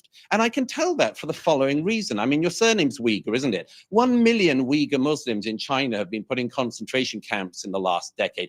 And people of your ilk never really care about that, do you? Because it's not the Jews doing it, it's the Chinese Communist Party. At the moment, 1 million people who are in Pakistan at the moment, who are your fellow Muslims and who happen to be Afghan, and I don't think you care about them, do you? 1 million Afghans are currently being forcibly deported from Pakistan to Afghanistan. You don't care about that. You're not riled up about that. You're not riled up about what the Janjaweed are currently doing in Sudan, where thousands and thousands of people are being attacked by the Islamist militia there. You don't care about any of that. You get exercised and you rile up what little base you have of malcontents because you're riled up when the Jews do anything. All right, it's Cenk. perfectly obvious. Okay, Cenk, your response.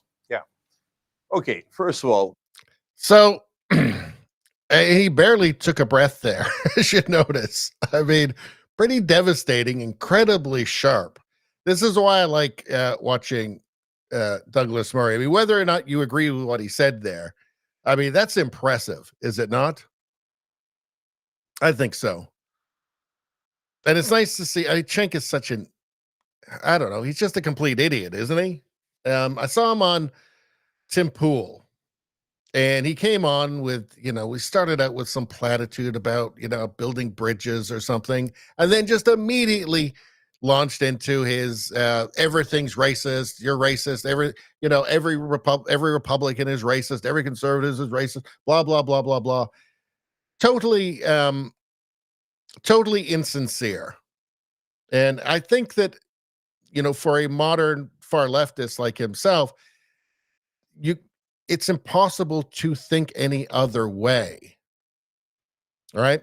Like it's a blasphemy to see things any other way, to see things that you disagree with as being, reasonable ever. It's like the meme we just watched, right? Just do what they taught you in college, right? Anyway. Scientists say Canadian lakes are warming twice as fast as the rest of the lakes globally, said York University biologist Sapna Sharma. And this is the the picture that the Penticton Herald used. Canadian lakes are warming twice as fast as the rest of the lakes globally. Huh. Well, for one thing, I kind of want to go visit a lake. I'm in Canada. Why not? Lakes are looking pretty good. This is making me feel a lot better about global warming, actually, as well, quite frankly. Where's the nearest lake to me exactly? Because I don't think the Canadian lakes have ever looked better, quite frankly. Anyway, I don't know whoever did this for the Penticton Herald, but I applaud them. Bravo. Bravo, good sir. Oh, this is This is the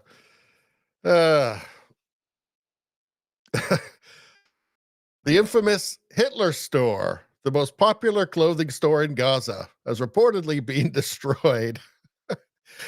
You can see like the mannequins in front here. They've all got like their faces covered. They're all dressed like jihad. Like, are they jihadi mannequins? I don't know, but in any case, I do know that the store is called Hitler. Well, Hitler too, apparently. Maybe that's like a movie out there. Hitler 2. This time it's personal or something. I don't know. Now, I have heard that apparently Hitler is quite popular in those parts, and for obvious reasons, which I'm sure you can guess. And they actually have a store, a Hitler store. Hitler 2. I wonder if they have like a Goebbels store or a Göring store or Himmler stores. Do they have like Hitler Kids, like the Gap? Or I guess they would just call it Hitler Youth, I guess. Anyway, it's grimly funny. Though I want to be clear here, I'm not a fan. I would not shop at the Hitler store.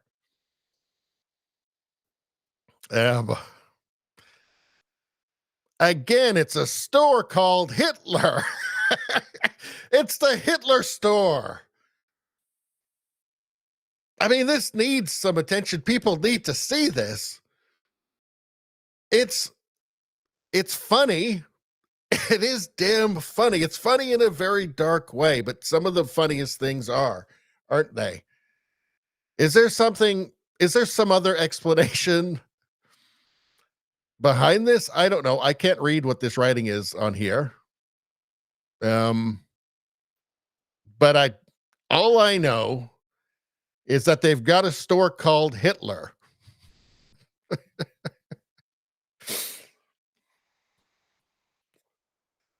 So there's that. Let's see what else we got here. This is interesting. A new peer-reviewed study has found that male non-binary athletes run faster than female non-binary athletes. Many on social media are pointing out the results seem obvious. That's right. So the male non-binary athletes run faster than the female non-binary athletes. I wonder if that tells us anything. I wonder if that suggests any fundamental truths that we might want to pay attention to. That you have maybe the whole non-binary thing, like maybe the physiological differences between males and females are more real than the made-up non-binary bullshit. It feels like that could be true.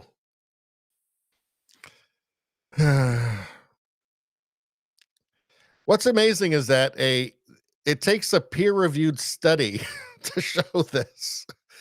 Like, honestly, you don't need to know anything about anything, and you can still know that.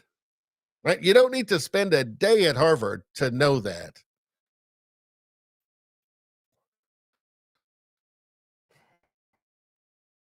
All right, what do we got here? Declaration of memes. We have a woke young person who knows absolutely nothing, saying, I love you, Che Guevara. I'm a communist, vegan, bisexual that fights for the working class. Che says, execute this degenerate. Yeah, because she doesn't know that he was actually a brutal psychopath who was not a fan of all the rainbow stuff and committed atrocities against people that were involved with rainbow stuff. Maybe it's the sort of thing they should teach in school. Like, was it planned that the only bad guys in history that are taught about in schools are the guys from Germany? And the other bad guys that just get a free pass? I mean, I know, like, with Stalinism, Soviet Union, that, okay, So we were allies with them, right?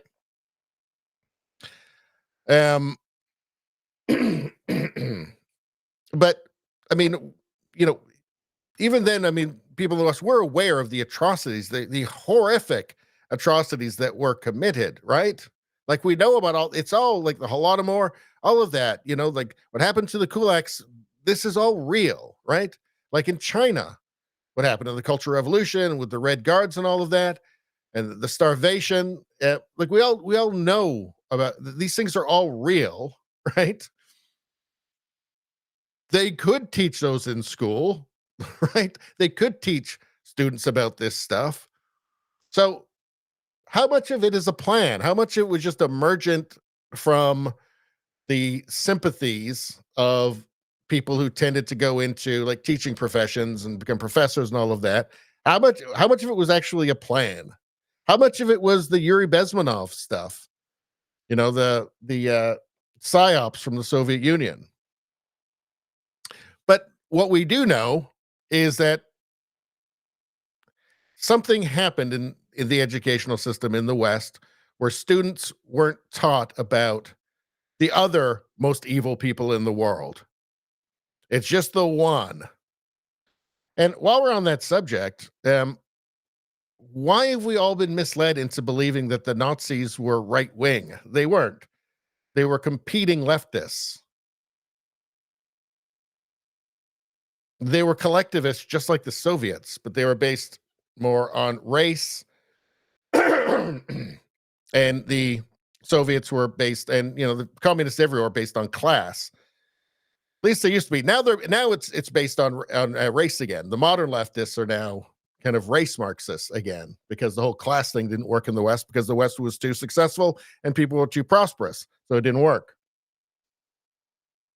But I mean, how much misery in the future could be avoided by just simply teaching young people about how evil people like Che Guevara and Fidel Castro and Stalin and Mao, how evil they were? Because it seems like they've just been left as this acceptable alternative to the Nazis, and they're not. They're all terrible. They're all evil leftists. Even I didn't recognize that the National Socialists were leftists for most of my adult life because the programming is so strong. But yeah, it is pretty much all there in the name, right? National Socialist. Anyway, we've caused ourselves an enormous amount of trouble. We have no idea how much yet, but it's some, and it's probably a lot. Now, check this out. This isn't political at all. Watch this. This is terrifying.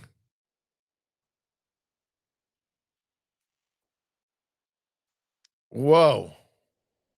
Let's watch that again. Let's get the volume up. Looks like there's no volume.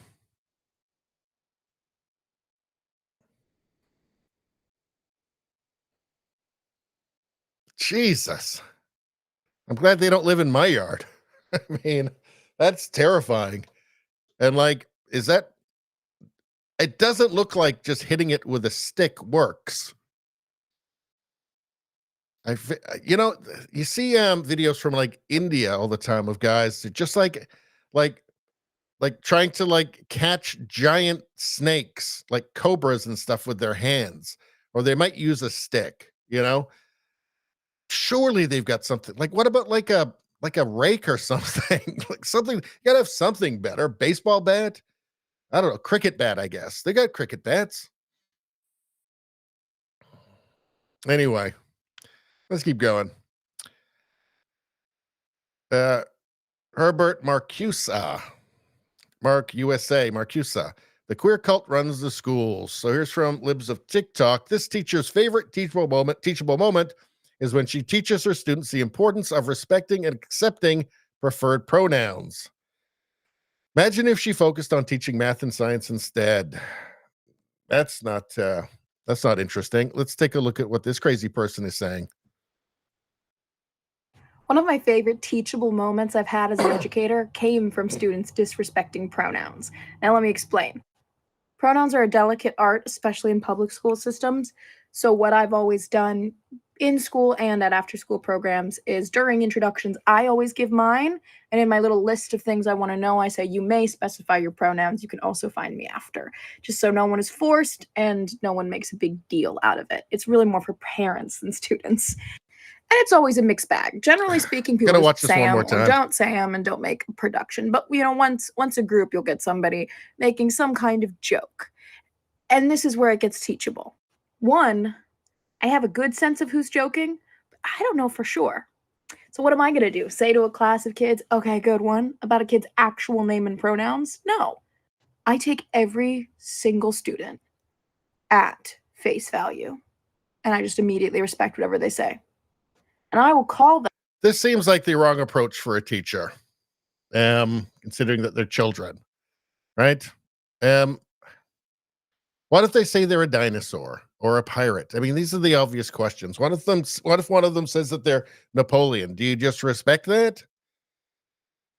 Like, none of this seems healthy to me. That seems like a giant social experiment that's being conducted on a generation of children.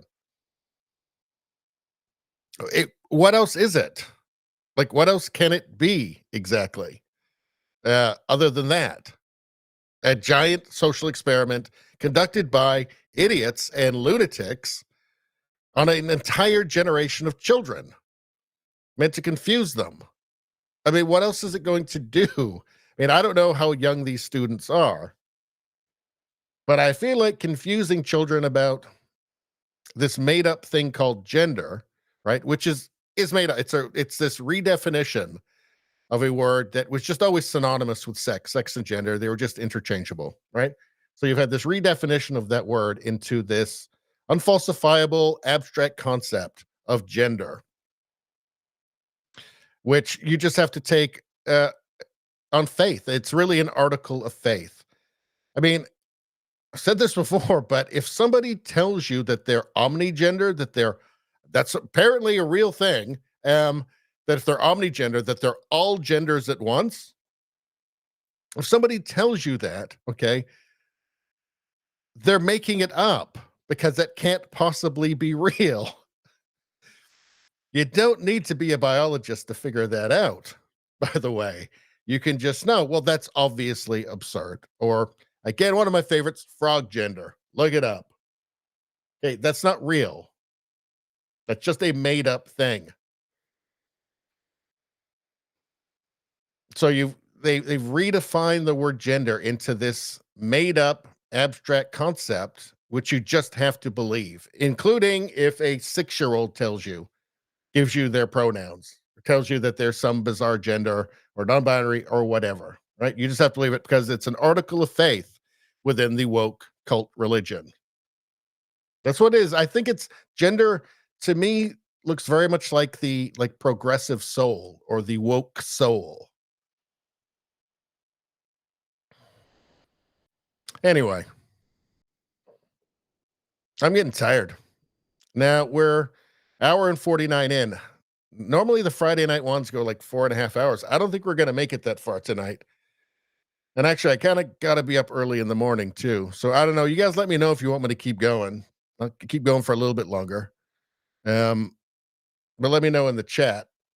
And I don't know if the chat on Rumble is even working. So somebody's, there's some people, I can see there's some people watching on Rumble right now. So throw something in the chat and, I'd like to know at least if it's working, right? Let's see. MAGA hat on to commit a hate crime clearly visible on CCTV. It's from Elijah Schaefer. Sounds like a leftist. No way this isn't another hoax. So what do we got here? So we've got, all right, let's check this out.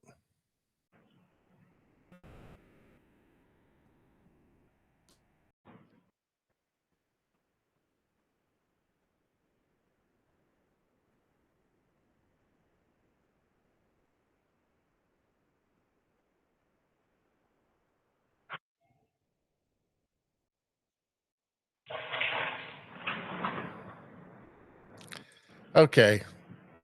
So we got the MAGA hat there. And I've noticed something about this gentleman here. It just doesn't seem very MAGA to me. So let's see how he swings this bat here. That doesn't seem very MAGA.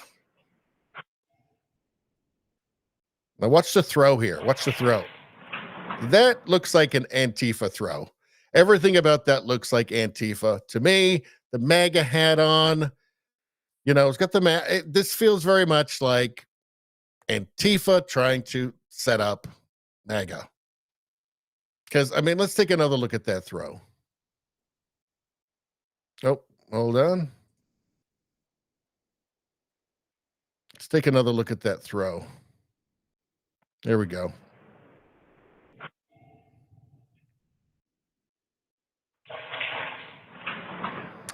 I'm sorry. I can smell the soy through the screen. Right? That's a lefty. That's a lefty trying to set up MAGA. That's exactly what's happening. I think it's obvious. We've seen a million hoaxes before. Come on. Come on. Oh, this is good. This is good. This is not political either.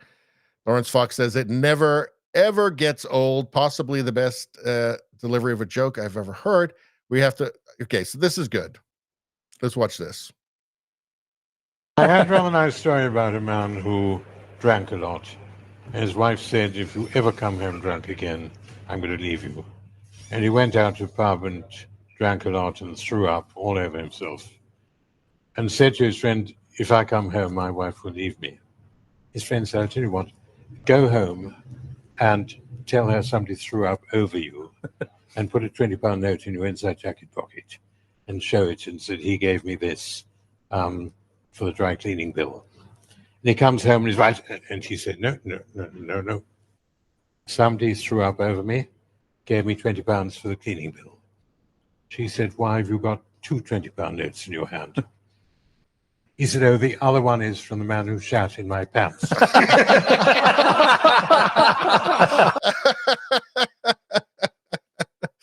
That's a classic. That's an absolute classic.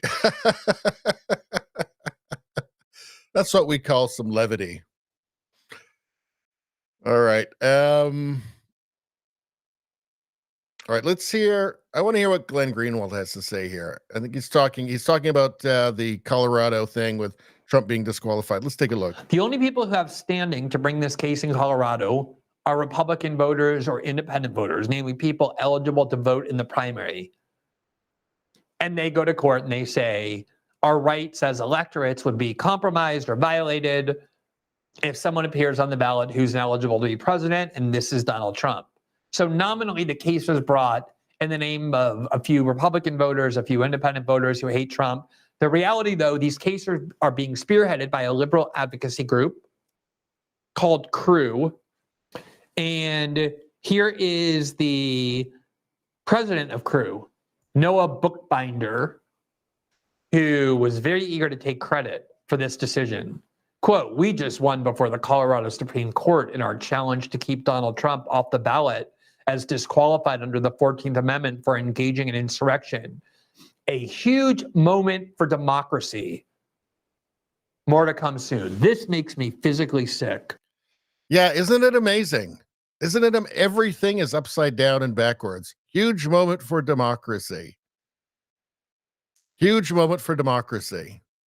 That's what they'd say in a banana republic after something like that, right? Preventing people from voting for the person that they want to vote for is a huge moment for democracy. It's everything is upside down. They always, and I'm talking about the left here, the modern left, right? I'm not talking about like traditional liberals. I'm not talking about your burnt out old art teacher in 1985. The modern liberals, everything they accuse you of is exactly what they're doing. Always. Every single time, right? Anti-racism is actual racism, right? Democracy is authoritarianism when it's coming from them. It's truly when they accuse you of being a fascist, it's them being a fascist. Anyway, let's continue. They are claiming endlessly for years now that only they are the guardians of American democracy, that American democracy is under existential threat from Donald Trump. And therefore, everything they do, censoring the internet, trying to imprison Trump, putting his supporters in jail, keeping them in solitary confinement for months, criminalizing the Trump movement by calling it an insurrectionary movement, and now we're trying to remove him from the ballot so voters can't vote for him. That somehow is not an attack on democracy, which of course it is, but a vindication of democracy. That this is a huge moment for democracy. To remove the person more people want to be president than anyone else from the presidential ballot. This is something that when Vladimir Putin does, when he imprisons Viktor Navalny, even though Putin is way more popular in Russia than Navalny, we say, oh, Russian democracy is a fraud. Putin imprisons his main ally, his main opponent, and doesn't allow him to run. This is what the Egyptian dictator that the United States supports, General Sisi, they just had an election there. He won re-election with 92% of the vote because no one can run against him who has any meaningful voice with the people. They go to prison, they're killed. This is what every country we accuse of being anti-democratic does, that the United States is now doing. And it's being spearheaded by this group. And you can do it when you control the media. You know, like we all know that it looks like we finally got a chat through with Rumble. So thanks for that. So now I know that it is at least working now. So that's good.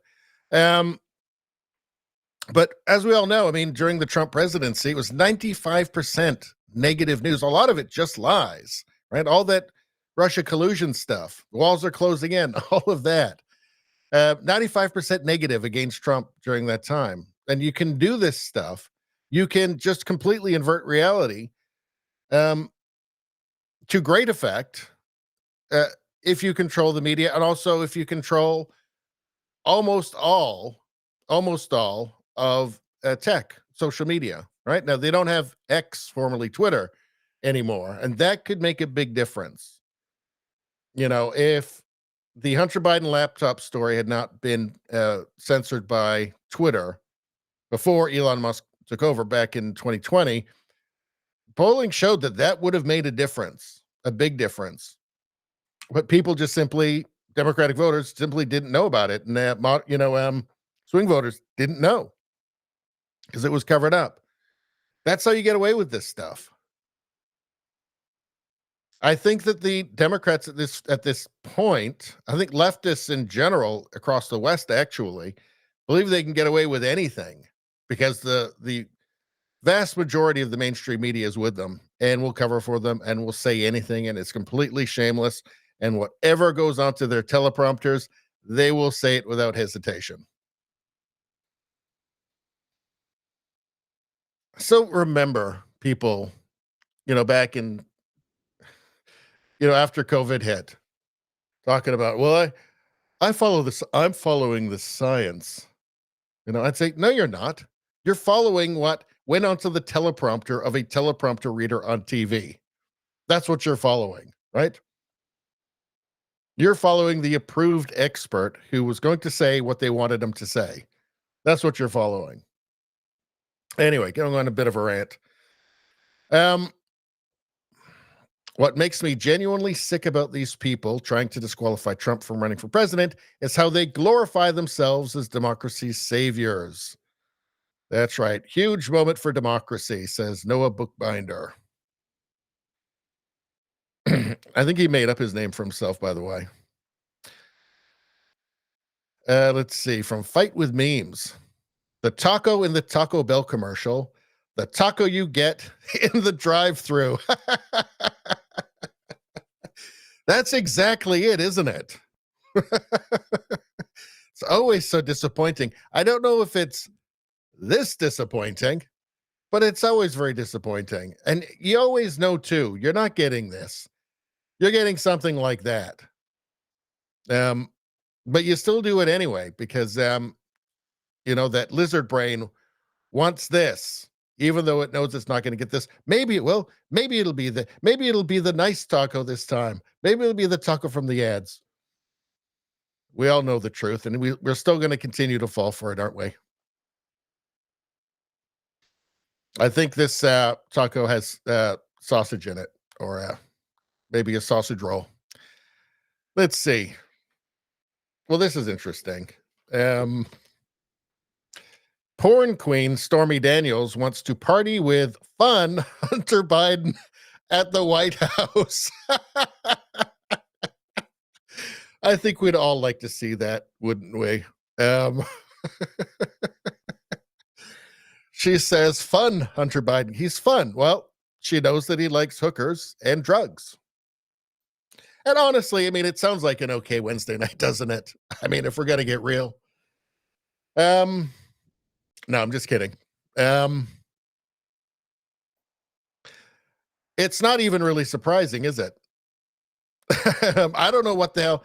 I mean, I have to, obviously Trump made a mistake on this one. This was not one of his wiser decisions, getting entangled with Stormy Daniels. That might have been a mistake. But you know that Hunter Biden saw this and he's very excited, probably set him off on a binge immediately. Although she's probably too old for him. So, you know, there's that. What is this? So here we have some more modern lunacy. So I guess we'll take a look. Let me make this a little bit smaller, maybe. Hold on.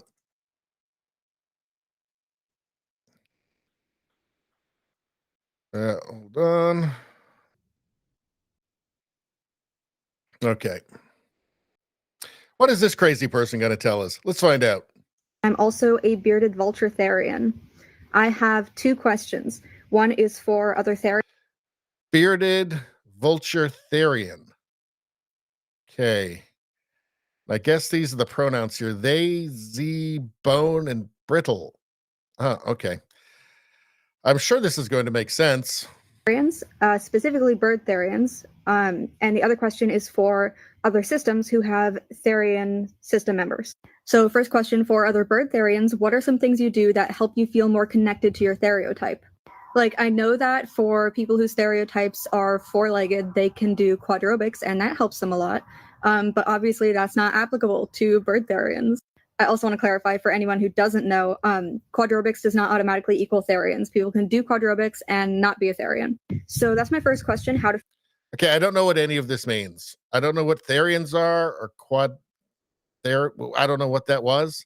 I don't understand the slightest bit of this. This is like some bizarre language that's been created for, I think it's fair to say, weirdos. Let's continue. Feel more connected to bird stereotypes. And second question is for systems with therian alters. Do these alters appear human in a world, or do they appear as their stereotype in our world? Or is it kind of a combo situation? Like, we have someone in our system who is both a guy and a vulture at the same time. We don't consider him a therian because he doesn't consider himself a therian. He just kind of exists as both of those things at once. Is that how therian alters work in you guys' systems? Just very curious about how other people experience this.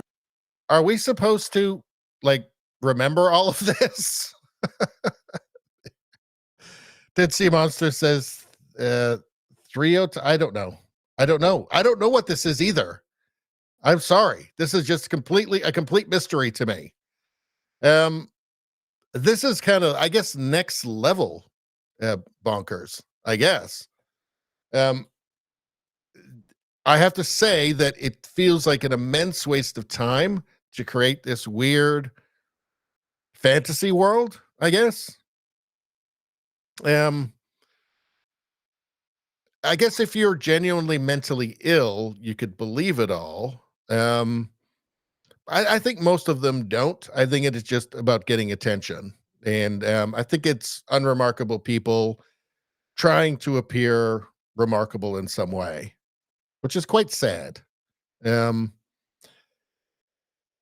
Sea Monster says it's madness. Yes, I agree. I agree 100%. And again, we don't have to be experts at anything to figure that out. We could just be normal people and go, yes, this is madness. None of this makes any sense. Is it like maybe, somebody who just got way too into Dungeons and Dragons? And I'm not shitting on Dungeons and Dragons or anything like that. I'm just saying somebody who just went way too far in. Maybe took a bunch of acid and then just thought that they were in that world or something. It kind of feels like that to me, The gender stuff, and now tell me what you guys think. Do you remember there was the recovered memories? And I don't remember much about this because I was young, pretty young at the time. But in the 80s, there was the recovered memories hysteria.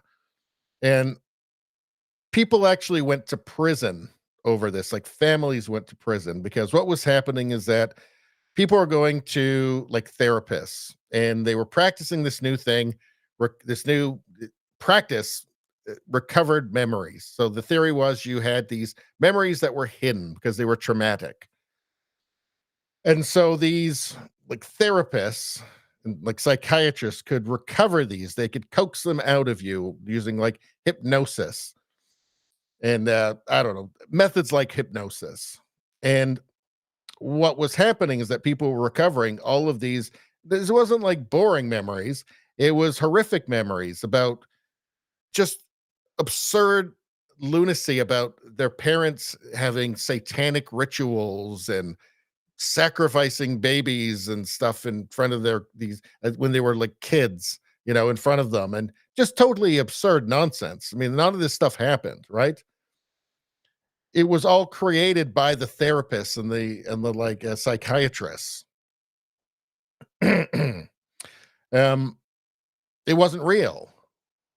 They were just preying on that. Maybe they didn't even realize what they were doing. They actually thought there was some value in this, and these hidden memories were real. But it devastated a number of people's lives because I believe that people actually went to prison over these fantasies, these delusions, these dreams or nightmares that people had. And the difference is back then there were still enough adults in the room left to say, hold on a second, this isn't real. This is terrible. Stop. This is not real. This is not scientific. There's no evidence. There were adults still in the room at that time that could put a stop to it. We don't have that anymore. Dead Sea Monster says, they have some flimsy scientific precedent for their beliefs. I mean, you're talking about the modern left, like these gender people. But they have what they claim is scientific evidence. It's not. There is not. You can't, like, Therians. Like, okay, so she talked about a person who's a man but also a vulture, right? Like that again. Like there is no scientific evidence to prove that because a man isn't a vulture, right? Again, don't need to spend one day at Harvard to figure that out. You can just know. You can see. Oh, that's a man. Oh, wait a second. I think he's a vulture. I don't think so. I think that's just a man. Where was I going? I was on a rant somewhere about this. I can't remember. Somebody remind me.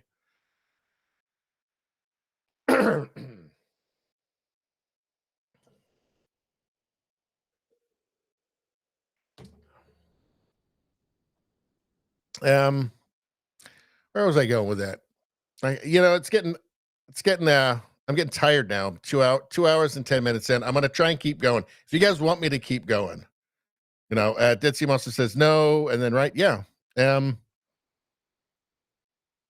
of this is real.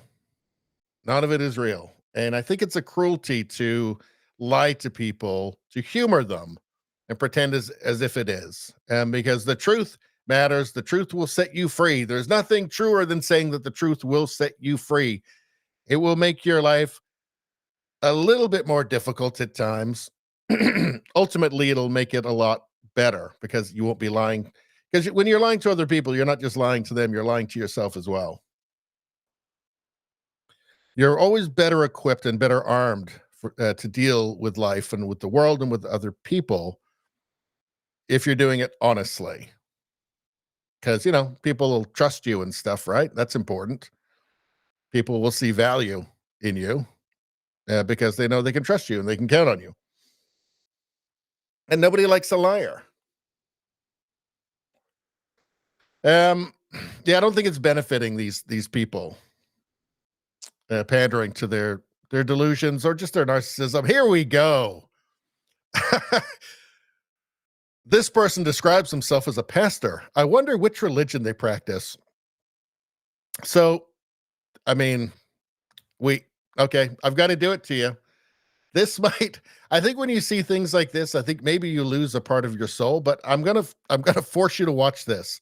Okay, let's do it. Who do you think you are? So the name of the song is Crazy. Dead Sea Monster says, got to get to work later. Hey, thanks for stopping in, man. I appreciate you getting in the comments. And, so it must be early there where you are. Anyway, have a good day. See you later. See you next week. Okay, so the name of the song is Crazy. And that doesn't come as a surprise to me. What to say about this? You know, it is, let's get a better look at this guy. Hold on. Let's see. You know, how does this it's like they took a bunch of, and I've seen a bunch of videos like this of like these kind of very rough looking old guys doing this. And it feels like they took like a bunch of hobos from like the Great Depression, you know, traveling around on the box cars, looking for just any work, odd jobs, drag shows. Are these hobos that just travel around on boxcars from town to town, just looking for odd jobs and drag shows that they can perform in? I don't know, but it's pretty weird, I think. No,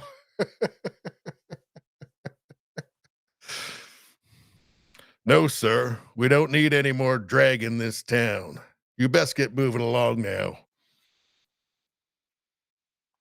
It seems like there's a bunch of hobos that are pretending to be women to me. A bunch of boxcar willies. Like, he looks like he eats probably half a can of baked beans a day. That's how he lives, right? He looks to me like he's living the hobo life. But he's being a lady, trying to be a lady. It really makes you appreciate Caitlyn Jenner just that much more, doesn't it? Because, you know, like there are trans women who pass you know, that you can't really tell. They do exist. And so that's like one end of the spectrum. And then you have the other end of the spectrum, which is this hobo in a dress, right? Like right after this video, right? He's going to eat that other, you know, that leftover half a can of baked beans that he found. Probably like in an alleyway. So this is I think this is just never going to work. It's just never going to work. And I think it's not a kindness to lie to him about it. Somebody who loves him should just say, look, you're not pulling it off. You're just not pulling it off. Anyway. Let's see. This generation knows how to drive their point home and inspire others through music. Okay, so let's see what this person has to say. It's going to be stupid. Preferred, they are mandatory. Do not purposefully misgender trans people.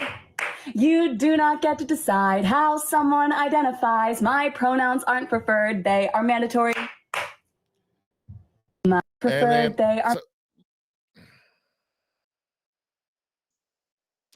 So then you get the middle finger at the end, right? So here's the thing, though, is that you don't get to decide how I identify you, because you're asking me to lie at that point, right?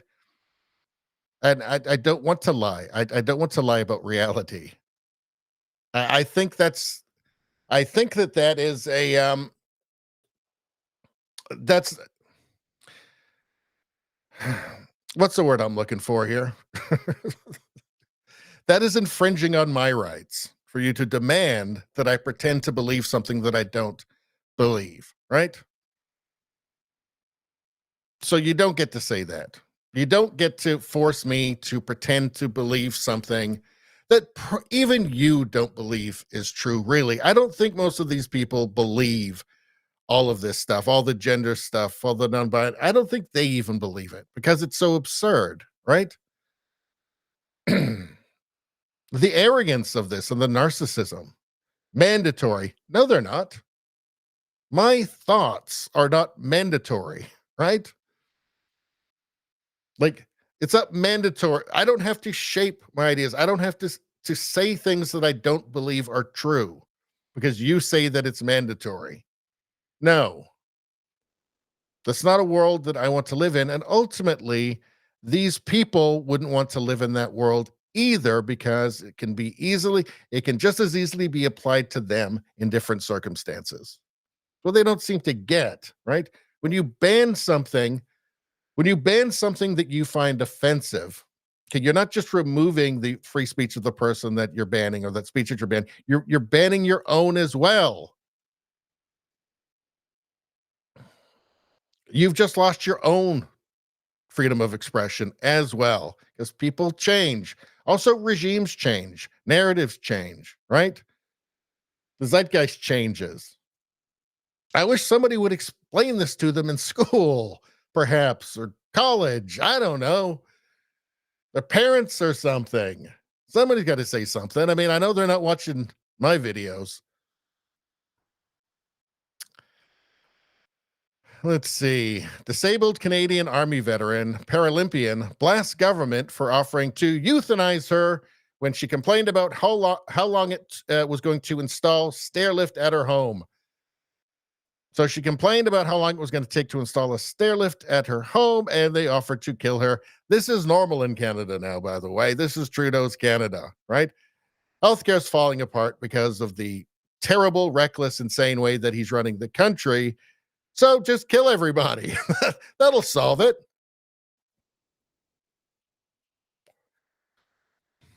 We can't handle all the sick people in Canada, so just start killing them. There's nothing more leftist than that, is there? There really isn't. This is a common story we see all the time now in Canada, of people being offered to, or the government offering to euthanize people, medical professionals offering to euthanize people. And there was just another case of a woman who was, she had cancer. They told her they couldn't give her the treatment, but they did offer very generously to kill her. She went down to the States and had it done, and they said, yeah, no problem, we can do this for you. There's veterans, this isn't the first veteran, by the way. There's been other veterans that have been offered euthanasia as well. Again, there's nothing more left-wing than this. I'd like to get from the first floor of my house to the second. Have you considered euthanasia? The astonishing thing is that the media here is so biased, like particularly the network media. The teleprompter readers on the TV are so biased. They're so in Trudeau's pocket, and they're all just natural leftists at this point, right? None of them work their way up from the mailroom, right? They're all, everybody got into their jobs, straight out of university, and they have power. They have narrative power. Now, this should be the scandal of the decade, but it's just one small scandal out of dozens of scandals in Canada, right? And this is achieved. Saw see the same thing in the States with the unbelievable, overwhelming bias against Donald Trump. Governments are allowed to get away with horrors, really. I mean, genuine horrors, right? With the constant attacks on the foundations of your own societies when they have the cooperation of the media. Now, it does seem that you can fool some of the people some of the time. You can't fool all the people all of the time. Polling is telling us that. But the amount of damage that can be done is truly, I mean, it's depressing, tragic. Not that I'm black-pilled. I'm not. But we got a lot of work ahead of us. That's all I'm saying. So here's this one. He was talking about the we just saw this another one from her. She was talking about the guy who was a man, but he was also a vulture. I couldn't really understand it. So anyway, let's take another look. Maybe she's making more sense this time. And I'm a red-tailed hawk. My name is Horace, and I'm a red-tailed hawk. Okay, so she's not making more sense this time. Apparently, she's a red-tailed hawk. Now, I'm not like a zoologist or even a biologist. But I mean, my untrained eye tells me that that is a human and not a hawk. But I don't know. I'll let her explain it. In our world, I do have the body of a hawk, but while fronting, I consider myself a Therian because I am in a human body, but my identity is still a hawk. Not all animal alters will identify this way, and I am, in fact, the only animal alter in our system who does identify this way. I am doing my best to come to terms with living in a human body. My name is Horace, and I'm a red-tailed hawk. So, again, you know, it feels like a cruelty to pander to these people. You know, I mean, what good does it really do you to live under a delusion that you're kind of apparently living in two different worlds? Like there's the hawk world and then human world. What is really the benefit to society or to this individual of this? Like, I don't know. You guys tell me. What are your thoughts on this exactly? I mean, what is the point of it? What is the point of encouraging it? Or just pretending, you know, saying, well, yeah, I mean, look, I believe in the individual. I believe in individual rights. And I just wonder, like, how does this benefit society to have people that are living in complete delusions and for it to,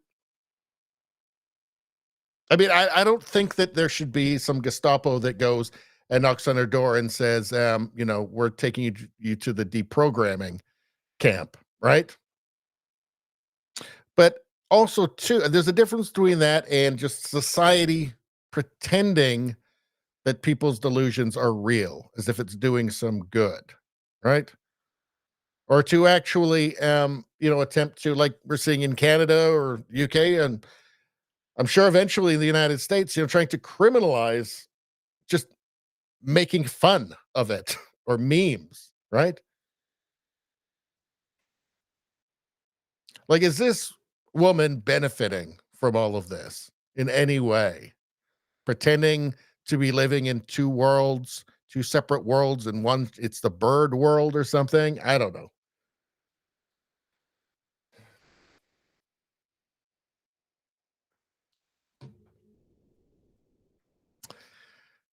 Let's go. Says the Great Replacement was never a theory. It's part of the Democratic Party platform. This is the weirdest thing to me, huh? It's just like so out in the open. I mean, I've seen, we're talking about American politics here. I've seen Democratic politicians many times talking about the demographic change and that it's good. It's better. It's going to be better that way. I saw Biden himself. I've seen video of him saying it's a good thing. Like they say it openly. They say openly that as the demographics in the United States change, that's going to be good for their party because those people will vote for the Democratic Party.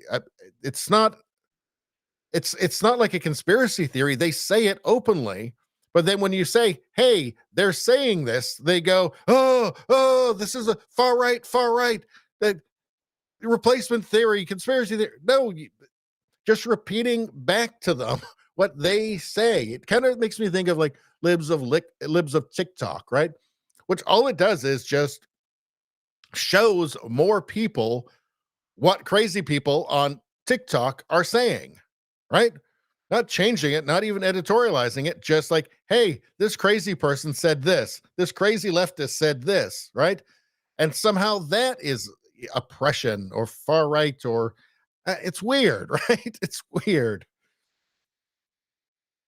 Everything is always opposite world when you're talking to the left. Anyway, in this it says it's got all the D's on the foreheads there. Abort our own children, import hostile immigrants, disarm ourselves. I don't feel like that's a great plan. You know, I don't feel like that's a great plan. I mean, they're open about it, so I don't know. I guess you're not allowed to just notice reality anymore. So, I only made 2 regular videos this week. That's my, 5 to 8 minute long videos. And one of them, because it was just a busy week. Normally I do 4 to 5, maybe 6 of those a week. And then I do the live stream on Friday night. But one of them was this guy in, in the UK. Should we go over this again? Do I have just the video with him in here somewhere? I think I probably do. Let's take a look. I've still got quite a few memes and stuff to go through tonight. I guess we'll be going, maybe we'll do in 3 hours. I don't know. Do you guys want to keep going? Thought that I had another one with that guy. Maybe not. All right, let's go back. I think I should probably pull up the video because it's so weird and hilarious and retarded and just everything that is now. All right, let's see if we can get this going. Human events. So, do we have the video?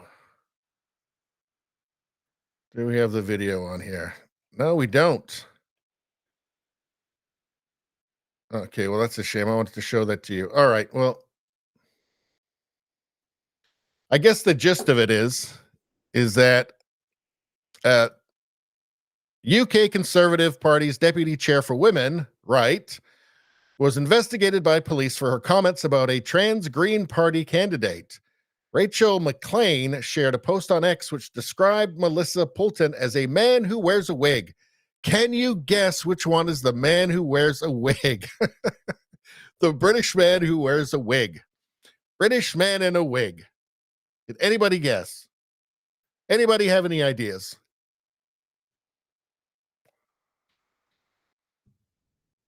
Okay, it's the fat man with a wig on. That's the one. How can it be real? Investigated by police for saying that this person who claims to be trans looks like a man in a wig. I would say fat man in a wig. How can that be possible? This is in the UK. I mean, I think that as bad as Canada is, I think the UK is even worse. And again, they've had a conservative government for 13 years. And this is happening there. And apparently they're not doing anything about it. What? Is it because of them? I mean, why would you need a leftist party? Why would you need Labour when you've got the Conservatives? It's crazy. British Conservatives must be furious at their own party. I mean, I know that I would.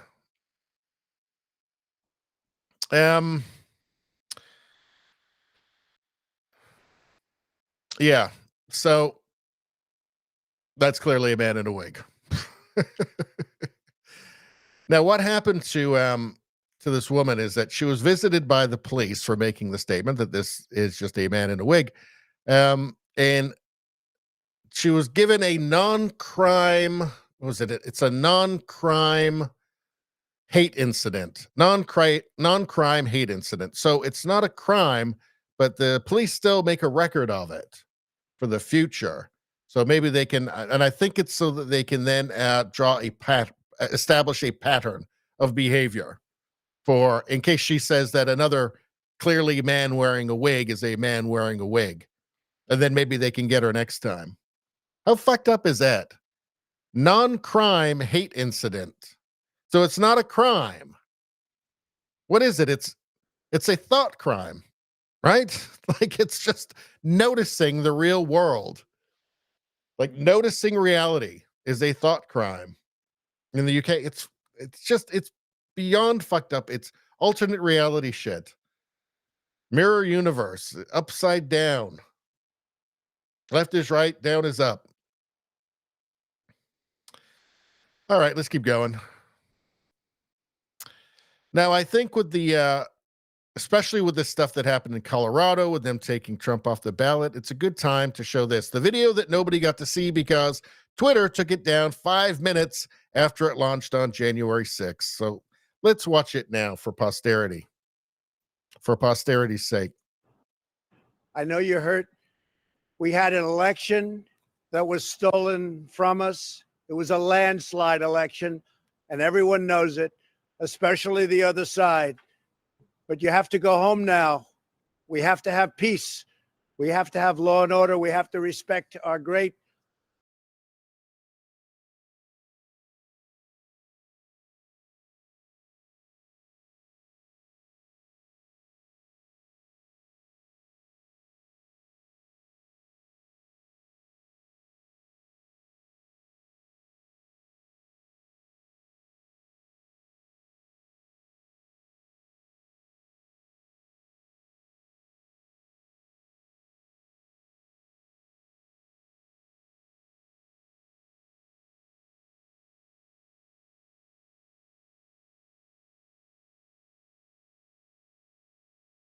peace.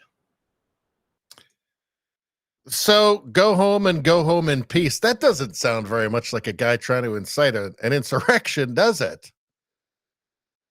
And as insurrections go, that has to be the worst of all time. Almost, in fact, it'd be almost hard to call it an insurrection, really, when you think about it, wouldn't it? I mean, I know that the QAnon shaman just about became Speaker of the House or something, right? But still, I think he would have been a good speaker, by the way. Yeah, so there's a reason that Twitter took that down, obviously, because it sure feels like there are people that wanted something to happen, because it might be just a massive gift to them, doesn't it? It's odd. Let's see.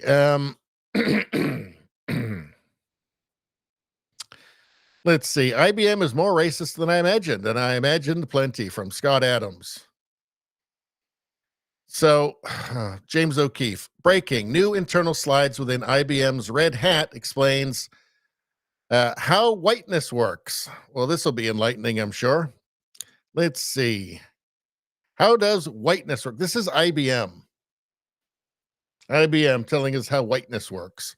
Whiteness is of course an insanely racist concept that would not be acceptable for any other group, obviously. It almost makes you think that anti-racism isn't anti-racist, right? Maybe there's something else behind it.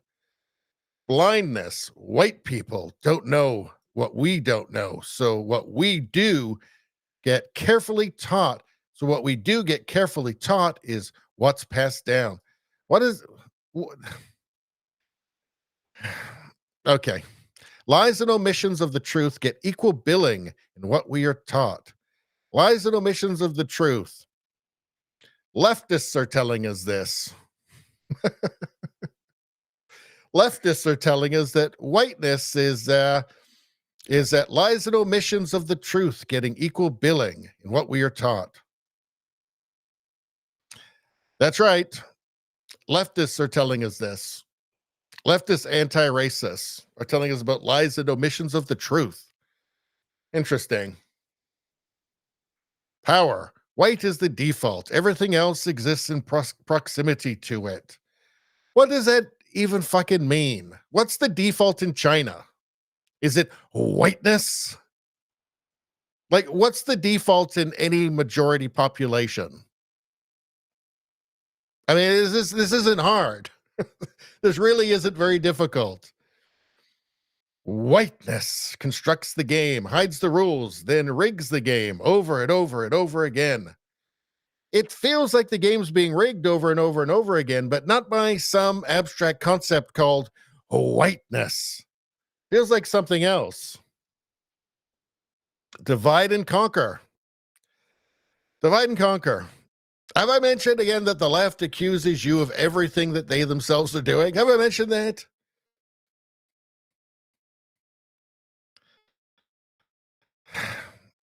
Okay. You know what? This is enough to drive you insane. We're going to have to go back to the puppies. Well, that one looks a little bit angry, actually. That one must have just had a DEI workshop. Look at this guy now. That's a happy dog. I'm starting to feel better. As a palate cleanser, this is great. This works fantastic. I'm feeling better already. Look at that dog. I wish I had a dog like that. What a nice dog. The best thing about this is that she's not giving that dog a vaginoplasty right now. It's a real benefit. Look at this guy. Look, he wants to type. He wants to be.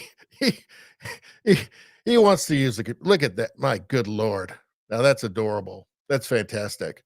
And he wouldn't be able to do that, stretch his leg out like that if he just had a vaginoplasty, like the leftists would like to do to him. So I don't know. That feels good to me.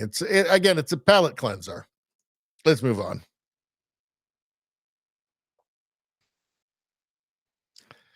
Let's see. This is Trudeau's re-election plan. This is from Ezra Levant of Rebel News in Canada. 1.6 million migrants a year, up 500%. Do you think that they've made any kind of plans for how Canada's going to handle this at all? Because spoiler alert, no, they haven't. And I don't think they care. This is why you can't afford a house. This is why you can't get into university. This is why you can't get a doctor. This is why our streets are full of anti-Canadian, anti-Jewish hate marches.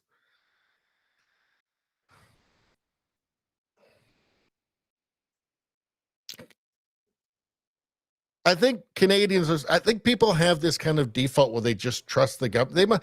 Canada has been, whether it's been conservative or liberal government before Justin Trudeau, had been run generally pretty responsibly, pretty sanely forever, basically. I mean, even, Pierre Elliott Trudeau, Justin Trudeau's dad, as they say, or so they claim, even he didn't even come close to Justin Trudeau, just in terms of craziness and incompetence. Canadians aren't used to having a lunatic running the country. Again, even past liberal governments, we're still fairly responsible. We didn't have huge swings back and forth, left and right.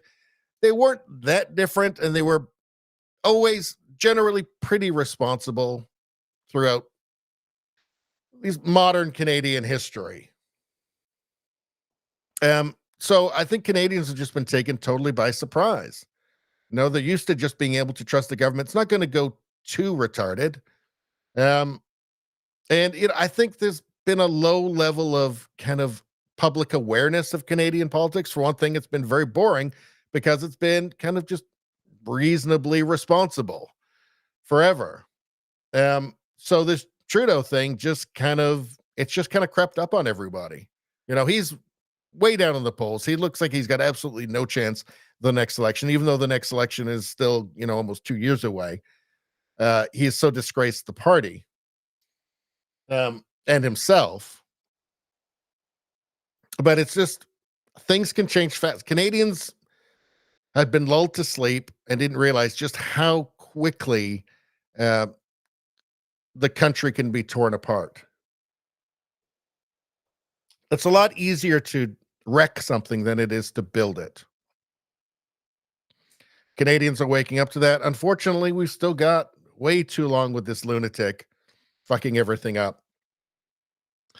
We've had 450,000 immigrants. This is a country of 40 million people. 450,000 immigrants in the last 3 months, right? Even the most pro-immigration person at this point is saying, look, this is crazy. Like, you're fucking everything up, right? Like, you know, my mom had to wait 18 hours at the emergency room at the hospital, right? Things aren't working anymore. They're trying to kill everyone. They're offering to kill everybody. Euthanasia made. Medical assistance in dying, you know? We're now the leader, the world leader per capita in medical assistance in dying. And it's by design, by the way. It's by design. Anyway, you know what I've forgotten to do this entire time? Almost 3 hours in, I've forgotten to use my. Forget to use the effects, the sound effects, every single time. Here, I'll give you an example. Here's one. Everything woke turns to shit. All right, so I've got to try and remember to use these because they're there, so I might as well, right? I've got some other fun ones. There's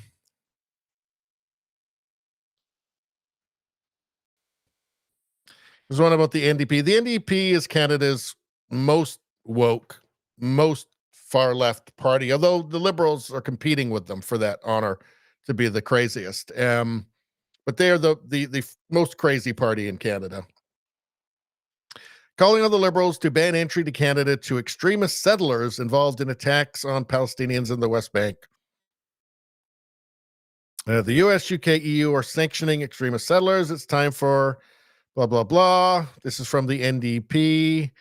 I think the NDP has a not very friendly towards Jews, votership.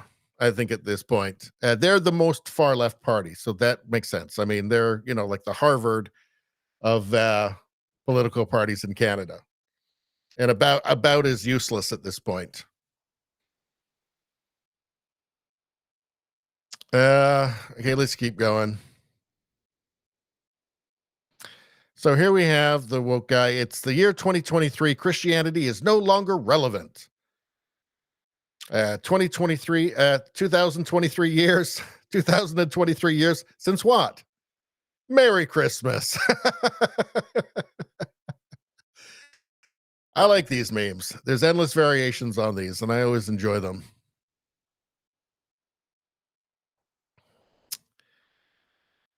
Let's see. What's this? There are only two genders. It's basic biology. So this is, I think, a leftist meme that doesn't work because the left can't meme. There are only two genders. It's basic biology.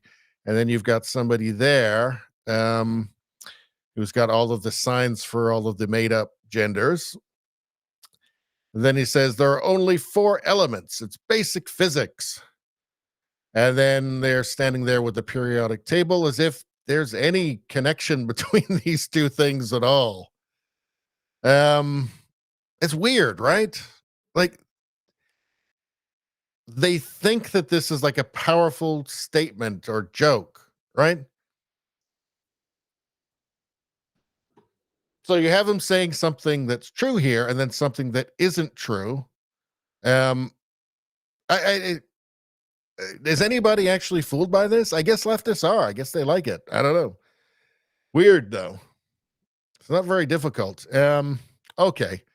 So here's Elon. Elon is always fun. We always have a good time with Elon.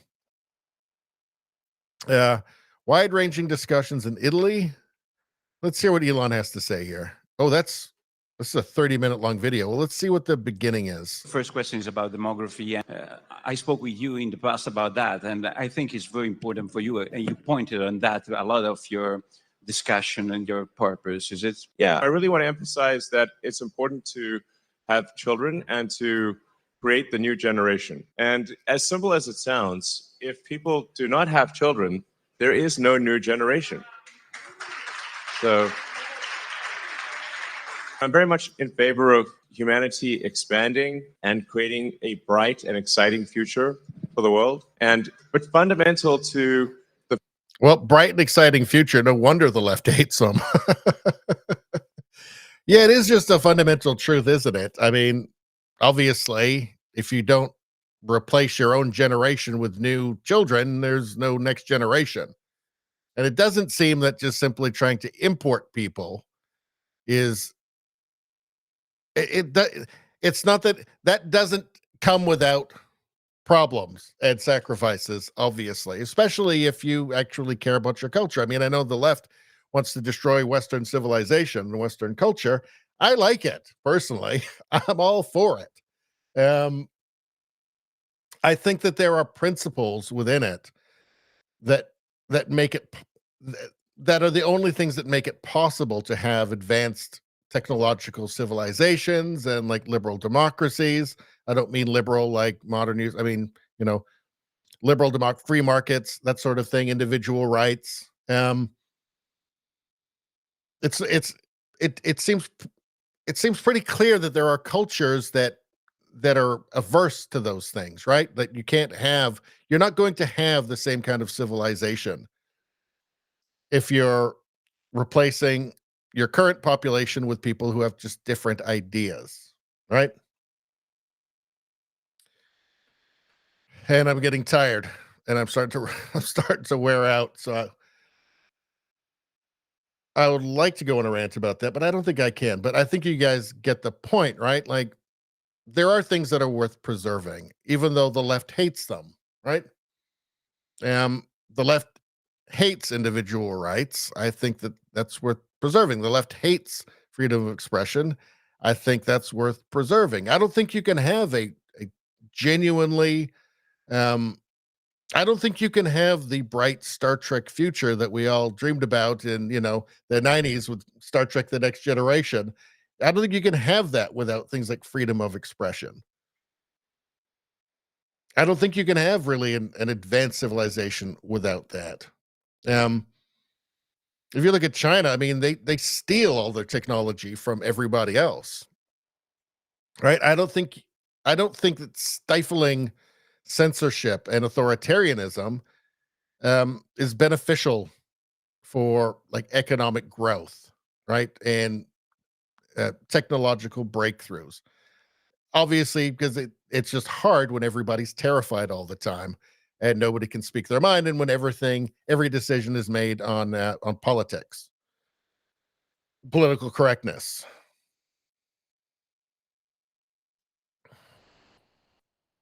Anyway, let's keep going. furtherance of human civilization is having humans. As simple and basic as that sounds. And every year I look at the birth rates and I'm like, it's a bit depressing because birth rates seem to decline every year. And I think that perhaps my biggest advice to leaders, to government leaders, and to the people in general would be to make sure to have children to create the new generation. And I think any incentives that can be done to incent the new generation, to make it easier for women to have children and to support the children, I think would be very wise. This is so fundamental, and I really can't emphasize that enough. If you don't have a new generation, there is no new generation. Or with current birth rates, I think it may be the birth rate is maybe half of the replacement rate. And what that means is in 3 generations, the population will be roughly 1/10 of its current size. In 3 generations, maybe 4 generations, the population will be 1/10 of its current size. So I always want to emphasize this point because it is so basic and fundamental that if there's not at least a birth rate which is keeping population constant, then a people will disappear. Disappear, Mr. Musk, disappear. Disappear. We have a lot of immigration. Somebody. It's kind of terrifying. Just disappear. One thing is that when people move from like second, third world countries to first world countries, they end up just kind of adopting the same birth rate within a generation or so as the native population there does. So it's not really a solution long term anyway. So I don't know, maybe it's time to reconsider,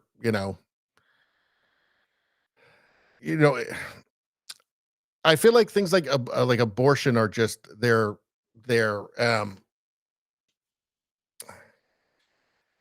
encouraged in the West, and now you've got this whole thing of people, uh, competing on social media to sterilize their children, the most crazy shit.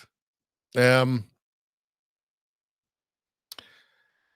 think that obviously it's the most natural thing in the world for human beings, sexually reproducing species, to reproduce. So it's not like it's this thing that we can't do. We can do it, but we need the right incentives, you know? Maybe not totally disrespecting motherhood would be a good place to go. A good place to start. And maybe telling women, young women, the truth that, that cubicle may not be as satisfying when you're, 40 and your clocks run out.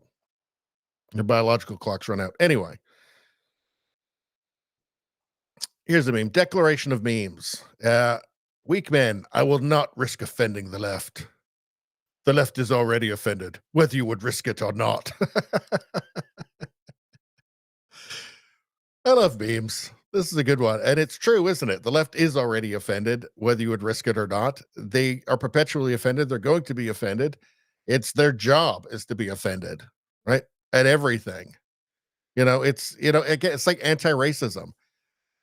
Anti-racists will never stop finding racism, right? There'll never be a single grain of sand. They'll be looking for that grain of sand that has a racism hidden under it. It has to be there somewhere, right? They'll never stop finding it because they don't have a reason for living anymore. I mean, how many people now with the DEI industry, how many people's careers and livelihoods are dependent on just constantly finding racism? They're not going to say, well, I fixed IBM, right? Or Disney or whatever. So I guess I guess I don't need to be here anymore. That's not going to happen. Aside from the fact that the power that people in these positions get to wield, right? Claiming racism, because I mean, it's starting to change now, but I mean, that's been like a deadly weapon, and it still is, I think, at elite levels, accusations of racism or what phobia-ism, whatever, right? That spell does seem to be breaking, but there's a lot of incentive for people to keep pretending that everything is racist. Let's see. Oh yeah, decency is on the ballot. I also did a video on this one, actually. I think I did it while I was away from my hotel room on, I think, Sunday night, maybe Monday. Yeah. So that's decency. That's Joe Biden. That was from October 27th, 2020. Decency is on the ballot. Well, I guess she's got a different definition of the word decency.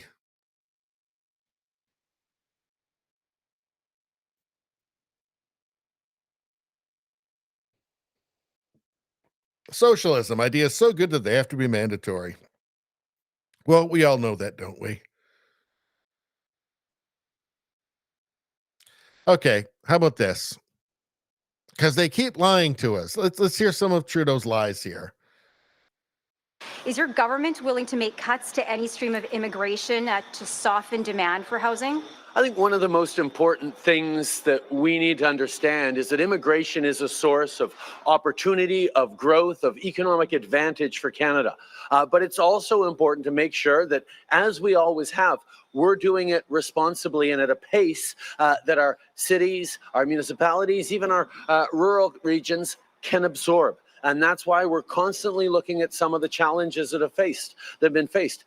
For example, just a couple of weeks ago, our immigration minister made the announcement that because of the incredibly rapid expansion in international students, we were now going to make sure that institutions that are welcoming in more and more international students actually plan to create and build and ensure places where they're going to be able to stay.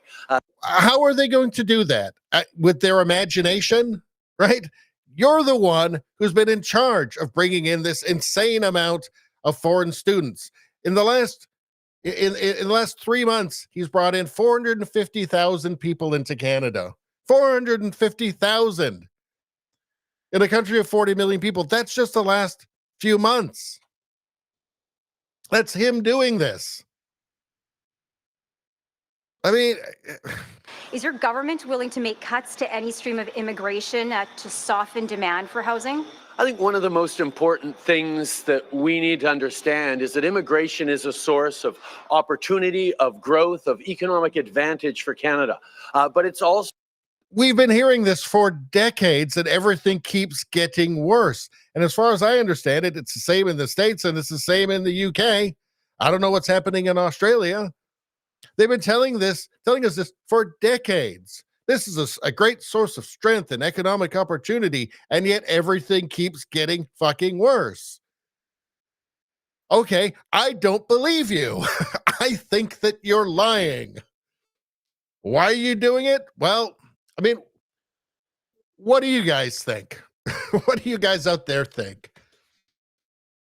I think it's benefiting somebody. I think it suppresses wages. I think that's helping out some people, not the people that he's claiming that it's helping. They keep telling us this over and over and over again for decades. How long are we supposed to believe this? Oh, it's a great source of strength. It's economic opportunity. Then why does everything get worse? Why is healthcare worse? Why are people's standards of living worse? Why is it impossible for a normal person to buy a house now? Like, we can't handle any more of this strength and opportunity.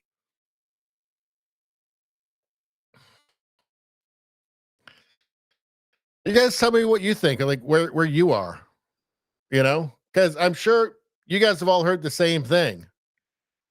Like, it's just clearly a lie, right? At least for regular people, it's a lie. How much more obvious can it be? I mean, what's the definition of insanity? Doing the same thing over and over again and expecting a different result? Clearly not a source of strength or economic opportunity for the vast majority of Canadians. It's hurting them, clearly hurting them. Like, if you're waiting 10 hours at the emergency room, right? You know that it's not helping you. If you can't afford rent, never mind buying a property yourself, you know that it's not helping you. There we go. There's a little bit of a rant. I didn't know I had it in me. Let's see. Feedback greatly appreciated. So what is this person doing? Okay, this looks like a very well-adjusted person. So I'm sure this is going to be inspiring for all of us. Let's take a look. What about this outfit and this person screams woman? How do I keep getting this gender? Oh, well, it's very simple, really. You're obviously a woman. What about this outfit and this person screams woman? How do I keep getting this gender? What about... Oh, no, it's really very simple. It's really very simple. No, it's just you're clearly a woman. That's why. So do you get it now?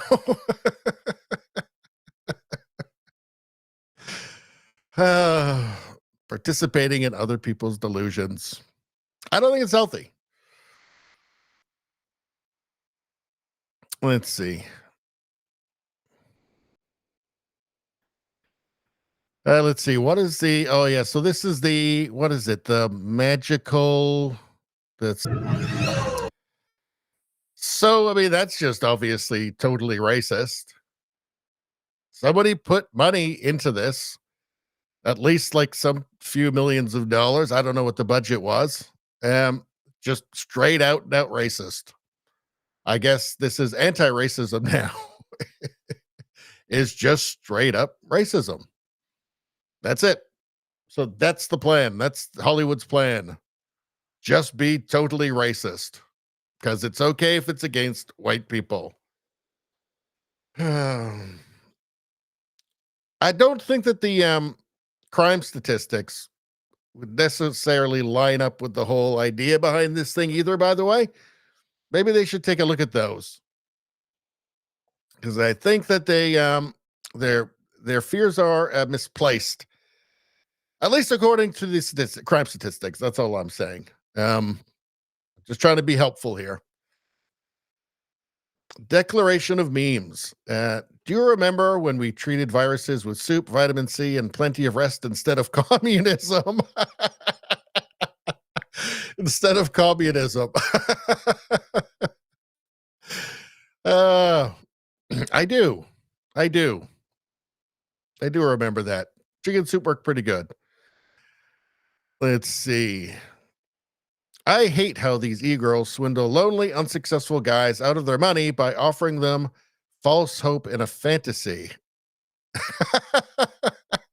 There's Bernie in there. He is offering false hope in a fantasy. You're just as foolish giving him your money as one of these e-girls. Although he actually would fuck you.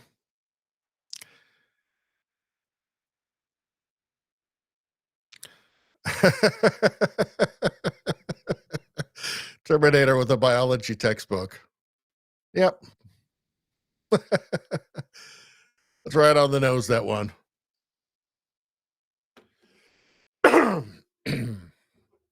Let's see. Normal person thinks that's a dog. Crazy leftists think that's a chicken. Yes. So this is on the whole gender thing. Again, those who aren't suffering from the woke mind virus can tell when something's real or not. You know, you can trust your own eyes. Being able to tell reality from fantasy should be an advantage. It doesn't seem like it is these days, but it really should be.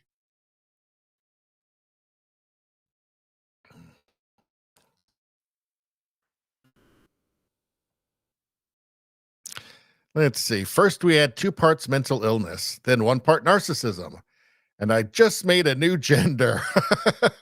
Now to release it to the public. Yeah. This might as well be how they come up with the new genders, because yeah, they're not real. I don't know.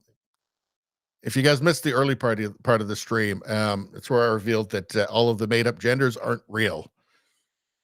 Let's see. Hundreds of young trans people seeking help to return to original sex. I don't think there will be a return journey, Mr. Frodo. Well, that's the tragedy of it, is that a lot of these procedures that they're told are reversible are just not. Like the puberty blockers, right? Oh, you just stop taking what? You take them from 13 to 18 or 13 to 16, and that's good. No, it's not reversible. Probably sterilized by that point as well, considering that puberty blockers are a chemical castration drug that were used to castrate sex offenders. Obviously, a double mastectomy is not reversible. I mean, you could get a cosmetic surgery after that, but it's not reversible. Obviously, castration, surgical or chemical, is not reversible. Yeah, it's tragic, actually. I mean, it's horrifying to think of. It's horrifying to think of, you have all of these children that have been put into a permanent medicalization. These kids who didn't know, like the 15-year-old just doesn't know, not capable of consenting to any of this stuff. Guess what? 15-year-olds are extremely susceptible to suggestion and peer pressure. We know this. There's a bunch of detransers already coming out that are horrified at what was done to them by adults who are well aware of the fact that they were in no position to consent to any of the nonsense, any of the medical horrors that they were subjected to. So you're going to have an army of young, people in their 20s, their late teens, their 20s, 30s, who are going to be furious at what was done to them by adults, by so-called experts. It's inevitable. In Canada, it's actually illegal for any medical professional or therapist, psychiatrist, or whatever to not use the affirming method. The affirming method. What is that? Affirming is that anybody comes to you and says, I'm trans, the doctor has to affirm that and start them out on whatever medicalization they want. Otherwise, they could lose their license. This is law in Canada now. Is there ironically passed through what was called the anti-conversion therapy bill. Talk about irony, tragic irony, right? So a doctor can't even say, well, let's take a look at maybe some other underlying issues. Maybe it's not gender dysphoria, or maybe you're not born in the wrong body. Maybe it's something else. Maybe there's some other comorbidity, right? Not allowed to do that. You could lose your license in Canada if you do that. And anybody who's using that affirming, the affirming, what do you call it? Who basically is just affirming gender in the States or anywhere else. Yeah, I mean, this is incredibly reckless and insane, and that young person is not going to get the responsible care that is required, that they deserve, right? So you're going to have an army of people, detransitioners, who are going to be furious. Many of them are going to be sterilized. Many of them are going to be mutilated. And what is society going to say? I mean, if we keep going on with the current woke trajectory, well, they'll just be ignored, right? And it will just continue. The machine will continue. The pharmaceutical companies will continue to make the money. The hospitals, Boston Children's Hospital, will continue to rake in the cash. I don't know if you guys ever saw that doctor or that official from Boston Children's Hospital on tape giving a speech talking about just how much money there was to be made. And as an added bonus, this was lifelong medicalization, lifelong. So the money was just going to keep roaring in as long as these people were alive. Yeah. Anyway, there is an unfolding tragedy happening. And if we continue on the woke path, those people will all be ignored and the machine will just keep churning, right? Hopefully that won't. I'm not black-pilled. I think that we can return to sanity. What do you guys think? Do you think it's possible to return to sanity? I have hope that we can. I think that we will. I don't think people are that crazy yet. But I don't know. I mean, is there anybody who's black-pilled out there? Just giving up hope? Anybody who's white-pilled thinks that we can turn it around? What are you guys' thoughts? Let me know in the chat.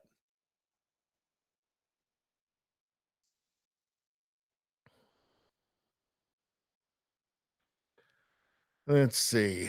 Oh, yeah, here we go. Feds took Canadians' money to pay influencers to tell Canadians how good of a job the government is doing. Can Health quietly paid $682,000 to Twitter influencers. Not required to reveal they are government paid, because that would be embarrassing. That's right. Remember all those people telling you that they're just, I'm following the science. Sure you were. Sure you were. It's unbelievable. This is Canadians' money that they're just very quietly, secretly giving to influencers to help with their propaganda. And people don't know because they're not required to reveal that. But it's just the Trudeau regime is they're uniquely awful in Canadian history. So they're paying these influencers $682,000. This is just one branch of the government. God knows how many there were actually doing this. Was the environment minister, was he paying hundreds of thousands of dollars? How many? How many millions of dollars? Maybe tens of millions, maybe $100 million. Who knows? It is the Trudeau government after all. It's crazy shit. Let's see. So, declaration of memes: racism is never okay. And then fuck white people with the coin on the string. Yeah, and then this is the weird stuff, right? So here is a lefty with, of course, the middle fingers and then the pride flags and Zizzy. I don't think that's her real name. Racism towards white people doesn't exist because white people created racism. Hope this helps. This is the level of stupidity that we're up against. And this really does exist. These people actually, they are real. They do exist.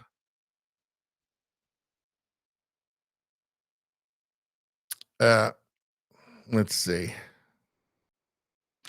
The dance group that Joe Biden invited to the White House is a radical BLM activist and anti-white hate group. No big surprise there. No big surprise. Let's see.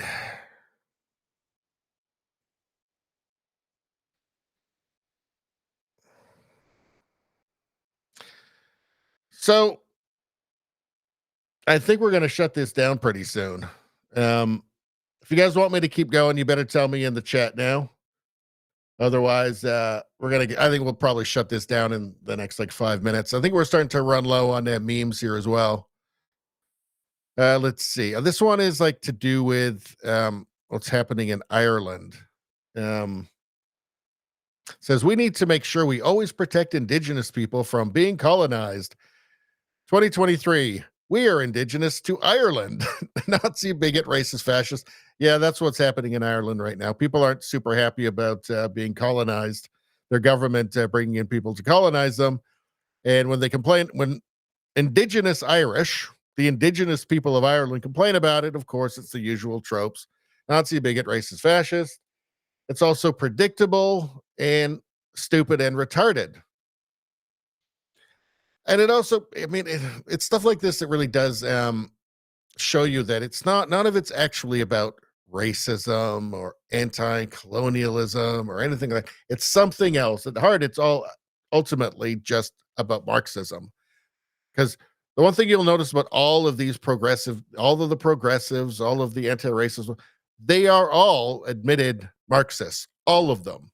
That's really what it's about. The names that you're called, Nazi, bigot, racist, fascist, it's just about keeping people in line. There's nothing coherent about the ideology. Anti-racism it's just blatant racism. We know that. There's nothing coherent about any of this, about gender theory or any of that. The only thing that's really consistent is the desire to destroy the old, just like, the Cultural Revolution in China, destroy the old so that you can build the new utopia on the ashes of it.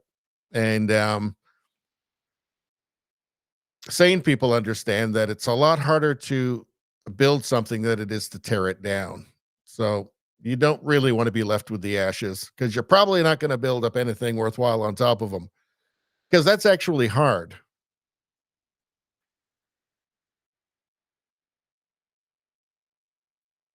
All right, I think we're done. Yeah, I think we reached the end of our memes anyway. All right. So I forgot the entire time to tell you guys to subscribe to the channel.